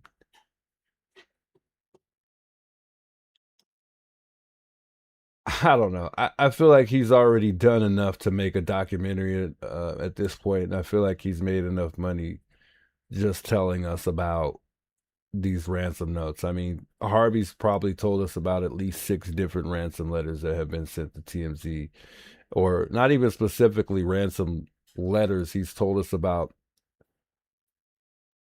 10 different interactions that he's had with these people doing the ransom letters, on top of him talking about conversations or interactions that he's had with the FBI. So, I mean, technically, he has the money. He's made the money by this person just simply reaching out to him. If you think about it. And I think that's enough right there for him to just make his documentary anyway. Might as well.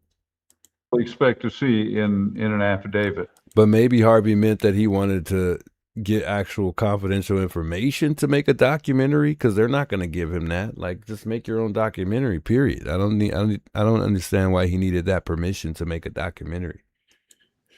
Yeah. You notice those data points, and we've been asking for those data points from day one. We know what time the garage opened and closed. All right. Well, what time did the family get there? Missing. What time, the cops get there? Missing. To just send that message. Otherwise, you'd have to say why you're writing. You don't that she was just, that she had a heart condition. But we only see one person on the porch to date. Well, we've said from the get-go, this is anyone who thinks this is a one-person job, I think, is receiving information from KOLD. So not the 3rd of February, but the 4th of February. Now, one thing about investigations and kidnapped missing people, they are fluid events. They're fluid events. Time is of the essence. Why did it take almost 2 days to answer a demand? Because the next day, the sheriff is in a press conference saying this is a life-threatening situation if she doesn't take her medication. She could die. And so the family responds on the 4th of February.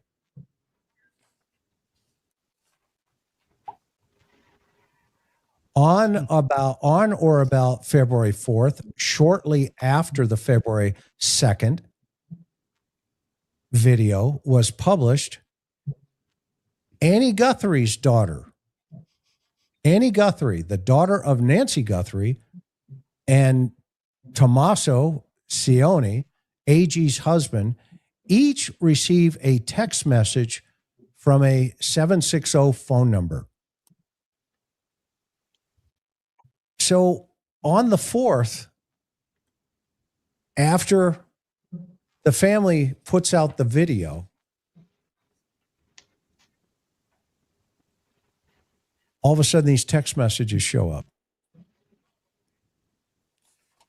And in the text message, it states, and they even put it, let me go to page 9. And I was the very first one to point this out for the record. A question. And here's the question. Did you get the Bitcoin?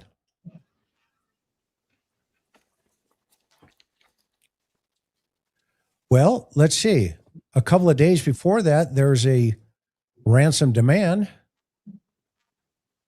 in a portal at KOLD. For Bitcoin. For Bitcoin. 2 days later, there's a text message to AG and TC. Did you get the Bitcoin? Question mark.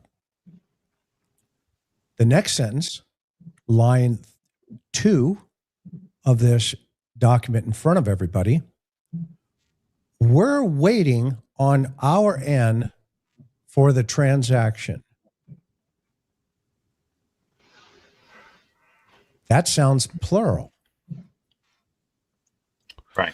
Yeah, so I mean, I thought that was super interesting, and I think the fact that they keep referring to other people by saying we were, so it's just something to think about. Not only that,